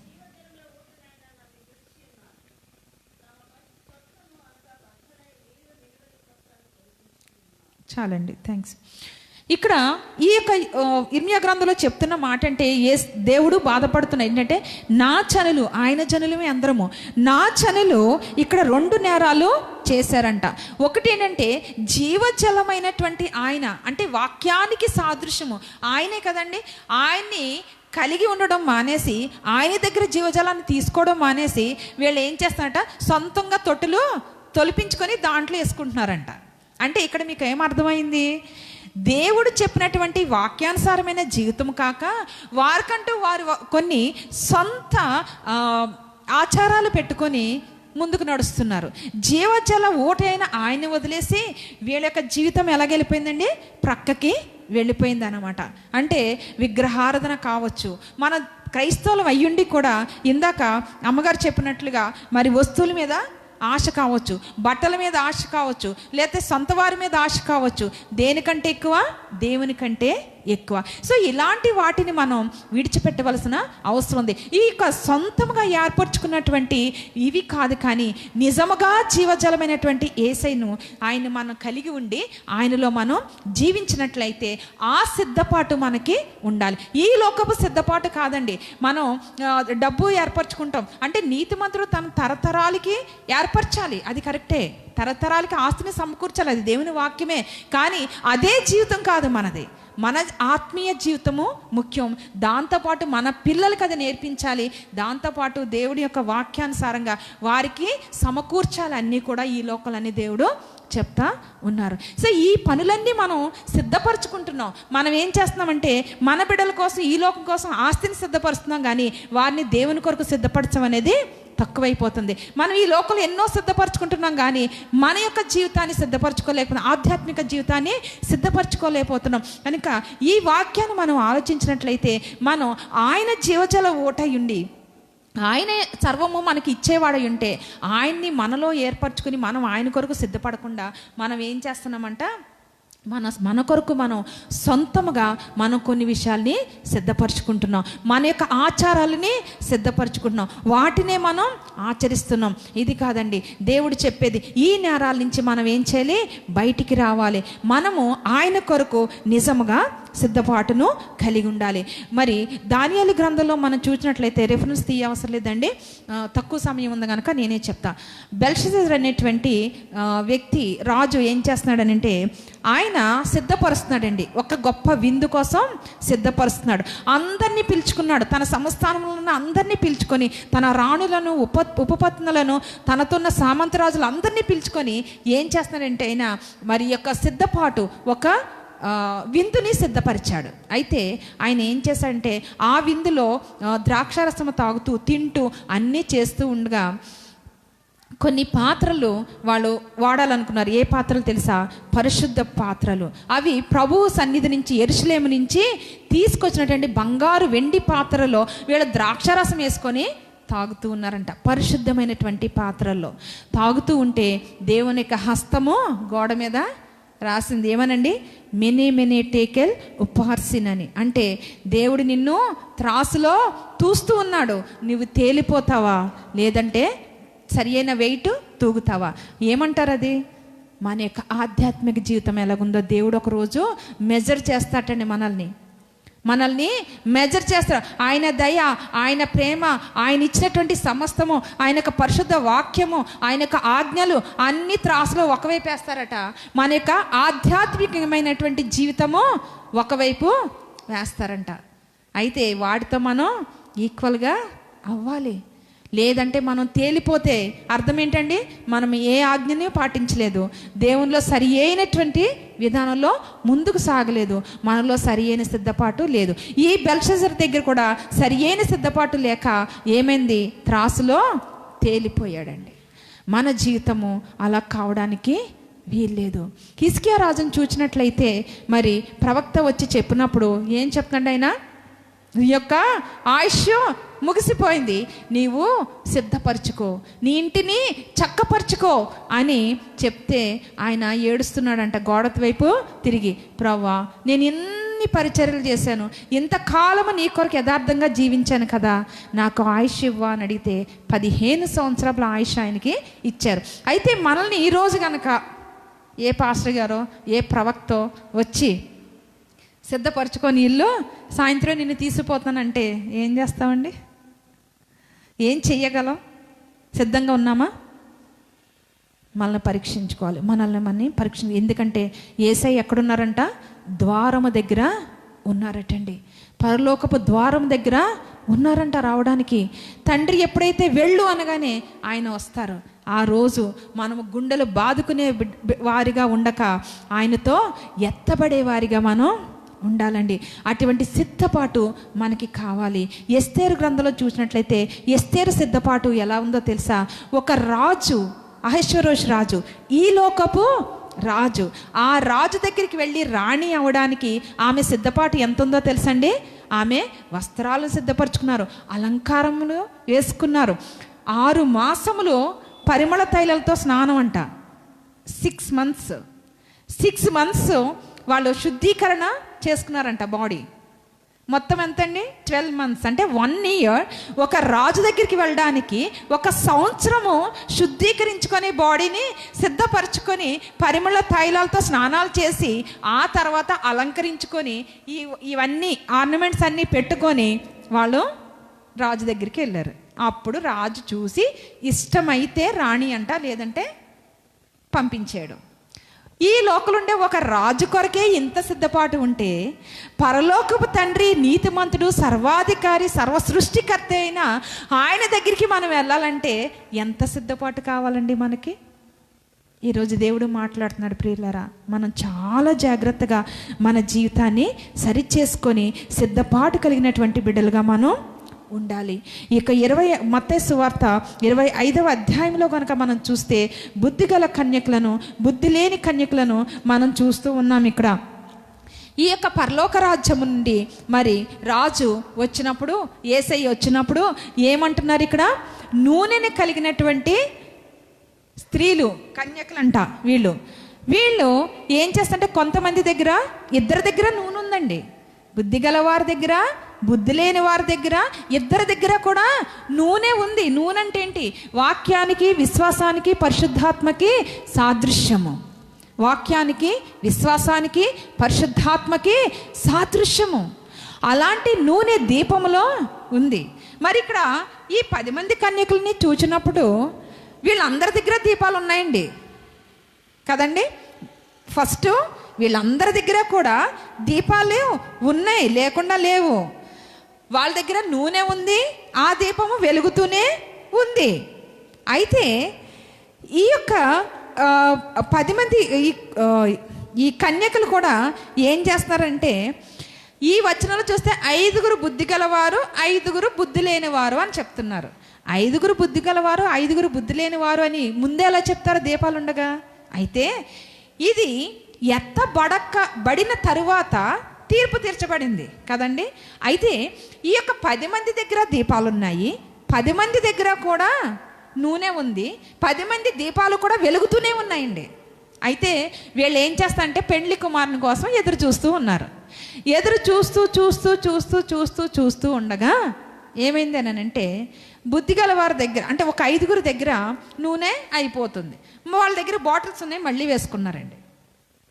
నూనె ఉంది, మళ్ళీ వేసుకున్నారు, దీపం వెలుగుతూ ఉంది. ఈ బుద్ధి లేని వారు అని అప్పుడే అనకూడదు. మిగతా 5 కన్యకులు ఏం చేశారు? వాళ్ళ దీపం కూడా వెలుగుతూనుంది, కానీ ఎప్పుడైతే పెండ్లి కుమారుడు ఆలస్యం చేశారో దీపాలు స్లోగా డల్ అయిపోతున్నాయి అనమాట. వేద్దానికి వారి దగ్గర నూనె లేదు. వీళ్ళ బాటిల్స్లో మళ్ళీ ఎక్స్ట్రా నూనె తెచ్చుకున్నారు, వీళ్ళు తెచ్చుకోలేదు. దానివల్ల ఏమైంది? ఇప్పుడు వీళ్ళ దీపాలు ఆరిపోయినాయి.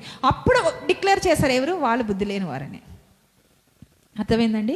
ఎప్పుడైతే ఎందుకంటే ఇప్పుడు నీవు ప్రార్థన చేస్తున్నావు, నువ్వు ప్రార్థన, మీరు చేస్తున్నారు, నేను అందరం ప్రార్థన చేస్తున్నాం. ఈ ప్రపంచంలో క్రైస్తవులు అందరూ కూడా ప్రార్థన చేస్తున్నారు, క్రిస్మస్ సెలబ్రేట్ చేసుకుంటున్నారు, అందరూ మంచిగా ఉన్నారు, అందరూ కూడా ప్రార్థన, వాక్యం అన్నీ ఉన్నాయి, దేవుని స్తుతిస్తున్నారు, ఆరాధిస్తున్నారు కదండి.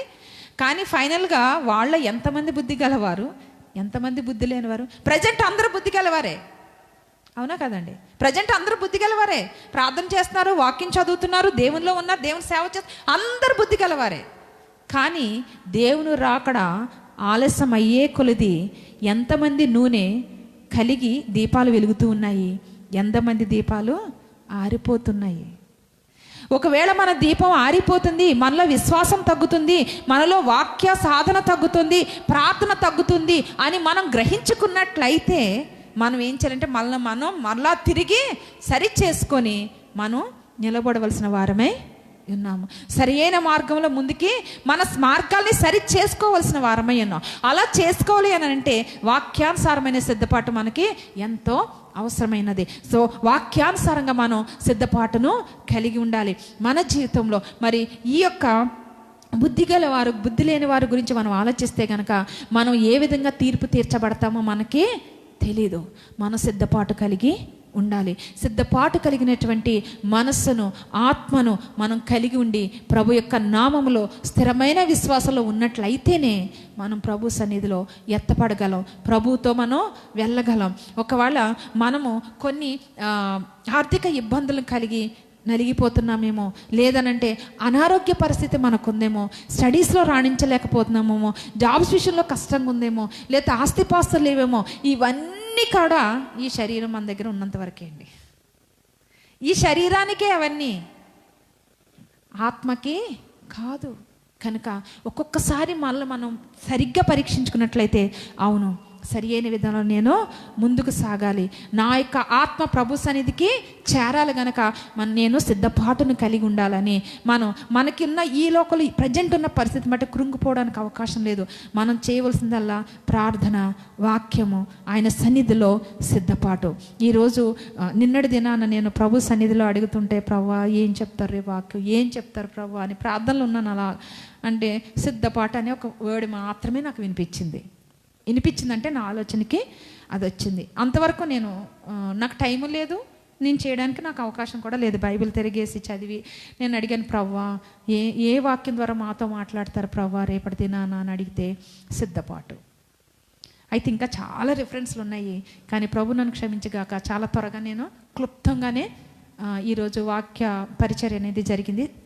సమయాన్ని బట్టి, సమయం వల్ల తక్కువ సమయం ఉండడం వల్ల చాలా తక్కువగా మాట్లాడడం జరిగింది. అయితే చాలా రిఫరెన్స్లు, దేవుడు చెప్పిన రిఫరెన్స్లు అయితే ఒక్కొక్కటి ఇది ఈ ఒక్కసారే కదండి, ప్రతిసారి వాక్య విషయంలో దేవుడు నాకు ఇచ్చేటువంటి పద్ధతి ఇదే. ప్రభు సన్నిధిలో మోకరించిన వెంటనే ఏదో ఒక వర్డ్ అంశం చెప్తారు. అంశం అనేది నాకు మైండ్లోకి వస్తుంది.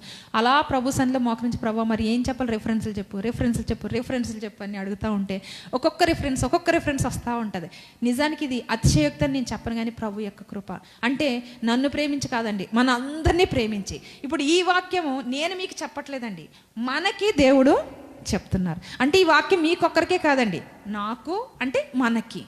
నేను అదే ఎప్పుడు కూడా ఆలోచిస్తాను, దేవుడు నాతో మాట్లాడారు, మీతో మాట్లాడుతున్నారు, మనందరితో యేసయ్య మాట్లాడుతున్నారు.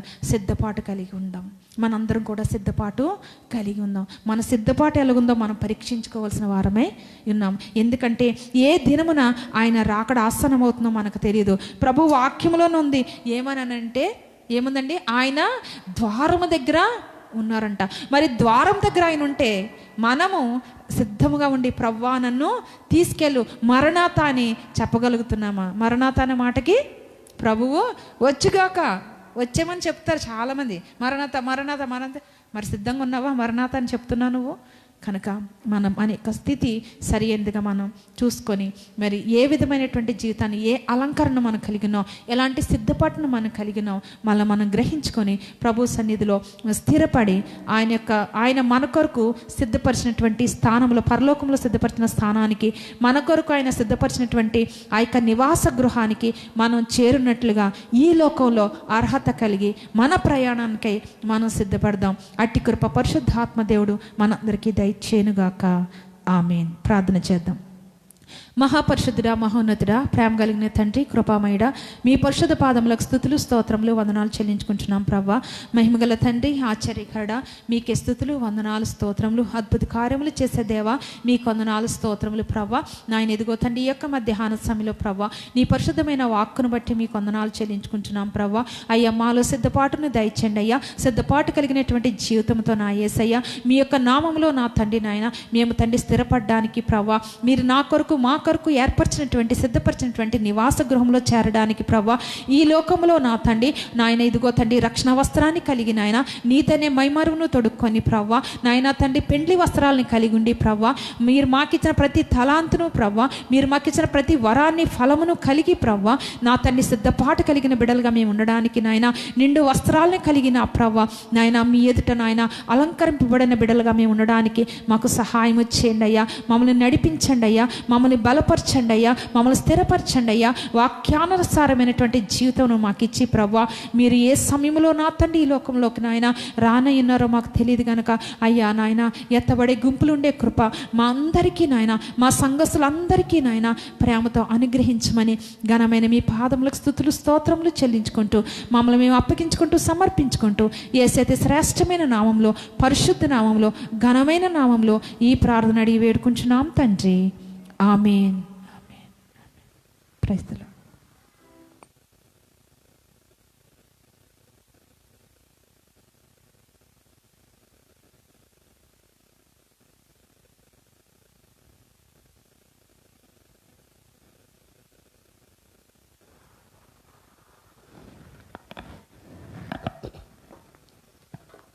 చక్కటి వాక్యాన్ని మనకు బోధించి దేవుని నామాన్ని మహింపరిచిన పాస్టర్ మిస్సెస్ రవికాంత్ గారికి వందనాలు చెల్లిస్తున్నాను. నిజం, సమయం చాలా దగ్గరగా ఉన్నది కాబట్టి వాక్యానుసారంగా మనం సిద్ధపడి ఉండడం చాలా అవసరం. లేదా ఎన్ని సంవత్సరాలు మన జీవితం అంతా కూడా వృధా అయిపోతుంది. పడలేం బాధ అక్కడ, నరకం మనం అనిపించలేం. మనం రెడీగా ఉంటే దేవుడు మనల్ని పరలోక రాజ్యానికి తీసుకుని వెళ్తారు. కాబట్టి సిద్ధపాటు కలిగి ఉండడానికి మనం అందరం కూడా ఈ రోజు నుంచి కూడా ప్రయత్నం చేద్దాం. విని వెంటనే విడిచిపెట్టుకోకుండా మనం ప్రయత్నం చేయాలి. ఇప్పుడు మనం వర్ధనం కొలది కానుకలు చెల్లించుకుందామండి. ఈ కానుకలు చెల్లించుకునేటప్పుడు నావన్నీ అంగీకరించనే పాట పాడుకుందాం. 453వ పేట. నావన్నీ అంగీకరించు మీ దేవా.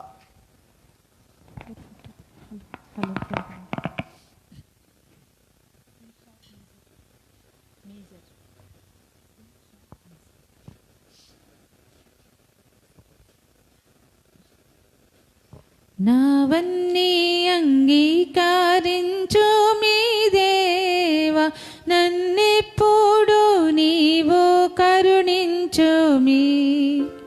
నావన్నీ అంగీకరించు మీ దేవా, నన్నెప్పుడు నీవు కరుణించు మీ. నావన్నీ కృపచేత నీ వలన నొందిన, నావన్నీ కృపచేత నీ వలన నొందిన, భావమునను నేను బహుధైర్యమొందేద. నావన్నీ అంగీకరించు మీ దేవా, నన్నెప్పుడు నీవు కరుణించు మీ. నీకు నా ప్రాణము నిజముగా నర్పించి, నీకు నా ప్రాణము నిజముగా నర్పించి, నీకు మీదు గట్టి నీ కొరకు నిలిచేదా. నావన్నీ అంగీకరించు మీ దేవా, నన్నెప్పుడు నీవు కరుణించు మీ.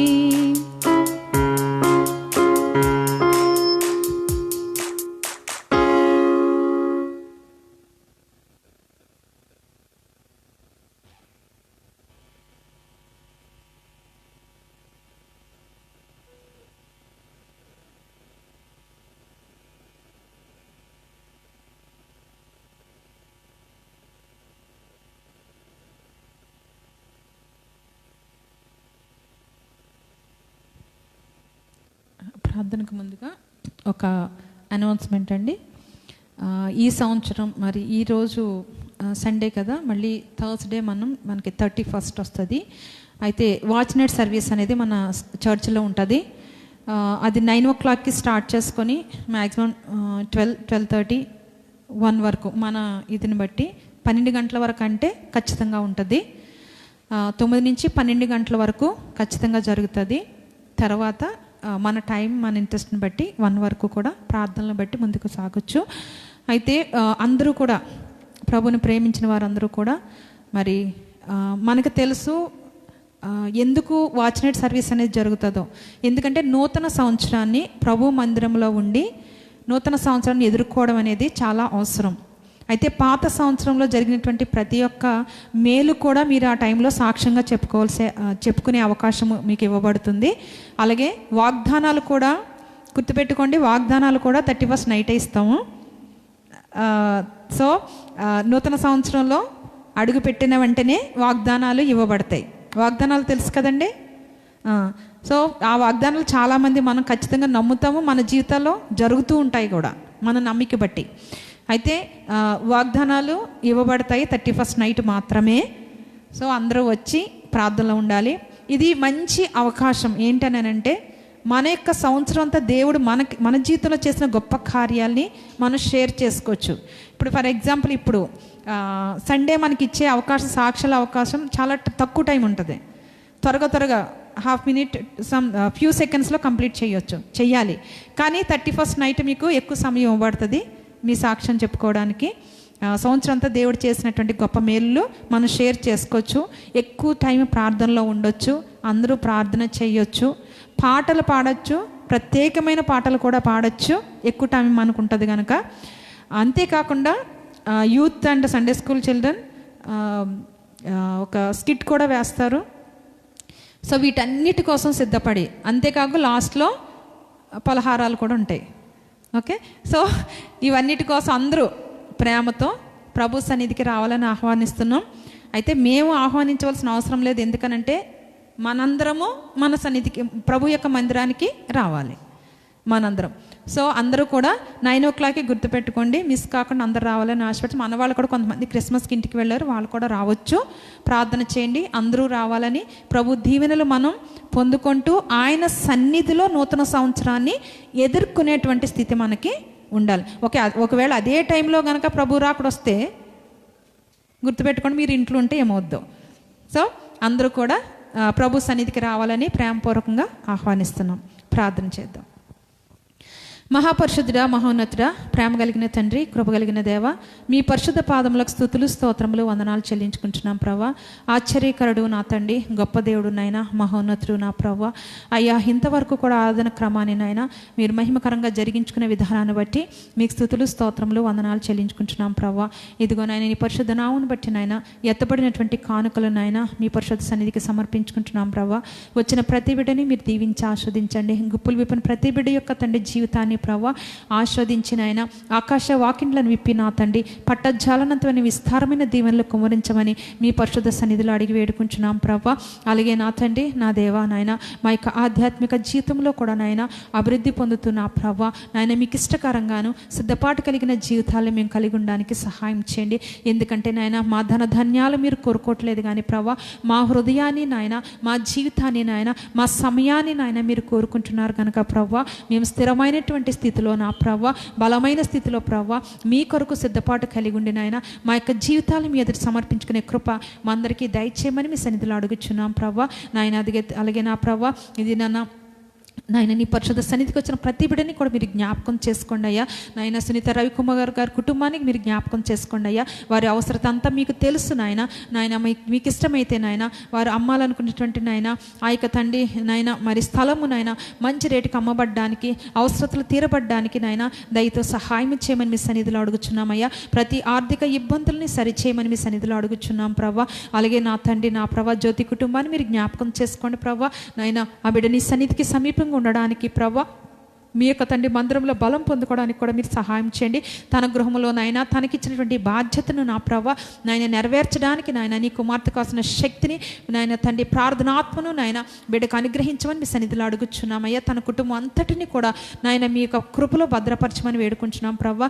అలాగే నా తండ్రి సిస్టర్ మంజులాని జ్ఞాపకం చేసుకోండి. ఆ బిడ్డకి దినం మీ సన్నిధికి రావడానికి మీ నాయన మీరు ఇచ్చినటువంటి నా ప్రభా ఆరోగ్యాన్ని బట్టి మీకు వందనాలు, స్తోత్రములు. పరిపూర్ణమైన ఆరోగ్యంతో నాయన మీరు నింపండి నాయన, నడిపించి బలపరచండి ప్రభా. మీ కొందనాలు స్తోత్రమయ్యా. నాయన ప్రార్థనలోను వాక్యంలోను నాయన బిడ్డ బలముగా ఉండడానికి నాయన మీ సహాయత అనుగ్రహించమని వేడుకుంటున్నాం తండ్రి, స్తోత్రములు. అలాగే నా ప్రభా నాయన నా తండ్రి నాయన సామ్యూల్ గారి కుటుంబాన్ని మీరు జ్ఞాపకం చేసుకోండి ప్రభా. వారి కుటుంబం అంతా ఈ దినమున మీ సన్నిధిలో కనబడడానికి మీరు ఇచ్చిన కృపకై మీకు వందనాలు ప్రభా. నా తండ్రి నా నీ మందిరాన్ని విడివక నా ప్రభా నీ యొక్క ప్రేమకి దూరం కాకుండా నాయన నా తండ్రి కుటుంబం యావత్తు నాయన నీ కృపలో నా తండ్రి బలం పొందుకోవడానికి సహాయం ఇచ్చేయండి అయ్యా. నా తండ్రి వారు గృహం కట్టుకోవాలని ఆశపడుతున్నారయ్యా. ఎందుకంటే ఇల్లు కట్టించేవాడు నీవే కనుక ప్రభా, మీకు ఇష్టమైతే కనికరించి వారి యొక్క పరిస్థితులను సరిచేసి ప్రభా వారి గృహాన్ని నిర్మించుకోవడానికి మీ సహాయత అనుగ్రహించమని వేడుకుంటున్నాం ప్రభా. అలాగే నా తండ్రి దినాన ప్రేమతో ప్రభా నా తండ్రి నీ యొక్క పరిశుద్ధ మందిరానికి వచ్చినటువంటి నాయన సునీల్ గారిని, అపర్ణాన్ని మీరు జ్ఞాపకం చేసుకోండి ప్రభా. నాయన వారి యొక్క ప్రయాణం అంతట్లో మీ కృప కాపుదలు ఇచ్చి ప్రభా నాయన క్షేమంగా తీసుకొచ్చి నాయన మరి ప్రయాణం వల్ల నా తండ్రి అలసిపోయినప్పటికీ కూడా నీ యొక్క మందిరానికి రావాలని ఆశతో ఆసక్తితో బిడ్డలు వచ్చిండగా నాయన ఈ దిన దీవెనలు నాయన ఆ కుటుంబం మీరు కుమ్మరించి నాయన మీ కృపలో బలపరచండి. వారి జాబ్స్లో, వాళ్ళ పనుల్లో, సమస్తంలో మీరుండి ప్రభా ఆ గృహంలో కుటుంబంలో నాయన నీ దీవెన బలమును నాయన ఆధ్యాత్మిక శక్తిని నాయన నిరంతరం ఉంచమని నాయన మీ సన్నిధిలో అడిగి వేడుకుంటున్నాం ప్రభు. మీకు వందనాలు స్తోత్రములు ప్రభా. నాయన ఈ దినాన్ని సన్నిధికి ఇక్కడికి రాలేకపోయినప్పటికీ ప్రభా, ఇదిగో నీ బిడ్డలు ప్రభా సుమిత్ర గారి కుటుంబాన్ని మీరు జ్ఞాపకం చేసుకోండి. జాషువా గారిని మీరు దర్శించండి. వారిని ప్రేమించిన విధానాన్ని బట్టి నాయన, వారిని నాయన ఏకపరిచిన విధానాన్ని బట్టి మీకు వందనాలు ప్రభా. నీ యొక్క మందిర సేవను మరలా మొదలుపెట్టిన దీవెనలు ప్రభా వారికి అనుగ్రహించి ప్రభా మీరే బలపరిచి నాయన స్థిరపరచమని అడుగుచున్నాం. వారి అవసరతలు తీర్చండి. వారి గృహంలో ఉన్న లోటును నాయన మీరు సరిచేసి సహాయం చేయండి. రూత్ ప్రవీణ్ గారిని మీరు జ్ఞాపకం చేసుకోండి నాయన. వారి కుటుంబాన్ని కూడా మీరు తండ్రి తిరిగి కట్టిన విధానాన్ని బట్టి మీకు వందనాలు. మీరు బలపరిచి ప్రభా మీకు ఇంకనూ సమీపంగా ఉంటూ ప్రభా వారి యొక్క తండ్రి ఆశ కోరిక అవసరత అయినటువంటి బహుమానం మీరు ఇచ్చిన ప్రభా మీలో మరింతగా స్థిరంగా ఉండడానికి వారికి సహాయం చేయండి ప్రభా. మీకు వందనాలు స్తోత్రములు చెల్లించుకుంటున్నాం తండ్రి. స్తోత్రములు ప్రభా. అలాగే నా తండ్రి మా దేని కుటుంబాన్ని మీరు జ్ఞాపకం చేసుకోండి ప్రభా. నీ దాసరాల్ని బలపరచండి. ఆరోగ్యంతో శక్తితో నింపిన ఆయన మీ సేవల ముందు కొనసాగడానికి కావాల్సిన కృప దయచేయండి. నీ కుమారుని బలపరచండి. ఆరోగ్యం ఇచ్చి ఆయుష్ని ఇచ్చి బలపరచండి ప్రభా. నా తండ్రి నాయన ఇంక నువ్వు సేవలో కొనసాగడానికి నాయన ఎన్ని మినిస్ట్రీస్ని నడిపించే విధానంలో ఇంకను జ్ఞానము నీ యొక్క తండ్రి నాయన రాజ్య వ్యాప్తికే నా తండ్రి నాయన ముందుకు కొనసాగడానికి సహాయం చేయండి అయ్యా. ముగ్గురు బిడ్డల్ని జ్ఞాపకం చేసుకోండి ప్రభా. మీ కొరకే నిలబడడానికి బలం పొందుకోవడానికి నాయన మీ యొక్క తండ్రి నామంలో స్థిరంగా ఉండడానికి సహాయం చేయండి ప్రభా. ఇదిగో నా తండ్రి నేను యవన బిడ్డలు ప్రభా జాయిని నా తండ్రి చిన్ను ప్రశాంతిని ప్రభా నా తండ్రి ప్రణీత్ని వీరందరినీ మీరు జ్ఞాపకం చేసుకొని శాలిని జ్ఞాపకం చేసుకోండి ప్రభా. అలాగే నేను రాక్ ఫినిక్స్ని కూడా జ్ఞాపకం చేసుకోండి. వారందరూ స్టడీస్లో మీ సహాయం దయచేయండి. ఈ సంవత్సరం రాక్ ఫినిక్స్ 10th రాయనే ఉండగా ప్రభా పరిస్థితులు అయితే ఎంతో భయంకరంగా ఉన్నాయా. ఎడ్యుకేషన్ సిస్టమ్ సరిగ్గా లేదు నా ప్రభా. మీకు తెలుసు. బిడ్డకి మంచి జ్ఞానమునిచ్చి ప్రభా మంచి పర్సంటేజ్తో బిడ్డ పాస్ అయినా తండ్రి నాయన పరమ తండ్రిని మీకు నాయన మహిమకరంగాను కుటుంబానికి గౌరవార్థంగాను నాయన నన్ను బిడ్డ ముందు కొనసాగడానికి సహాయం చేయండి అయ్యా. చిన్న బిడ్డల్ని మీరు జ్ఞాపకం చేసుకోండి. ఇక్కడ వచ్చిన చిన్న పాపని ప్రభా అలాగే తండ్రి నాయన రూబీని ప్రభా రాబీని కూడా మీరు జ్ఞాపకం చేసుకుని బలపరచండి. నన్ను కూడా మీకు అప్పగిస్తున్నాం ప్రభా. మా కుటుంబంలో ఉన్న ఆర్థిక ఇబ్బందులు అన్నిటి నుంచి నాయన మాకు విడుదల దయచేయండి అయ్యా. మాకున్న ప్రతి పరిస్థితి మీకు తెలుసు ప్రభా. మమ్మల్ని జ్ఞాపకం చేసుకొని ప్రభా ముందు కొనసాగింప చేయమని అయ్యా. మా జాబ్స్లో సహాయం చేసి ఆశీర్వాదం ఇమ్మని మీ కృపలో నడిపించమని జయమగల దేవా మీ పరిశుద్ధ పాదములకు స్తుతులు స్తోత్రములు చెల్లించుకుంటూ మరొకసారి మీ పరిశుద్ధ పాదాలకి నాయన ఈ ప్రార్థన నా తండ్రి విన్నపాలు సమర్పించుకుంటూ నా తండ్రి ఈశ్వరం గారి కుటుంబాన్ని జ్ఞాపకం చేసుకొని సంధ్యారాణి కుటుంబాన్ని జ్ఞాపకం చేసుకోమని అనసూయ గారి కుటుంబాన్ని జ్ఞాపకం చేసుకోండి. మీ కృపలో నడిపించమని మహోన్నత మీ పాదములకు స్తుతులు వందనాలు చెల్లించుకుంటూ యేసే ప్రేమగల నామలో పరిశుద్ధ నామలో ఈ ప్రార్థన విన్నపాలు సమర్పించుకుంటూ పొందుకుంటున్నాం తండ్రి. ఆమేన్.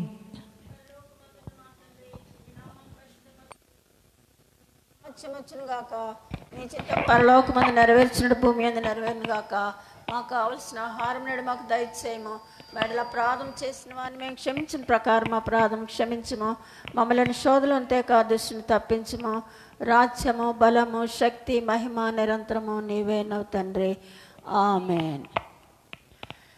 పంపుము దేవా దీవెనలతో పంపుము దేవా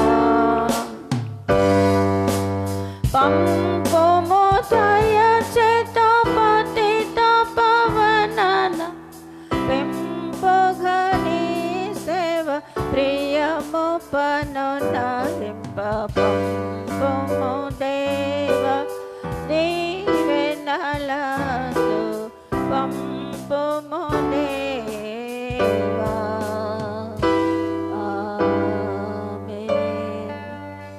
నా ప్రాణమా యెహోవాను సన్నతించుము. నా అంతరంగంలోని సమస్తమైన పరిశుద్ధ నామమును సన్నతించుము. నా ప్రాణమా యెహోవాను సన్నతించుము. ఆయన చేసిన ఉపకారములలో దేనిని మరువకము. నా ప్రాణమా యెహోవాను సన్నతించుము. ఆమేన్.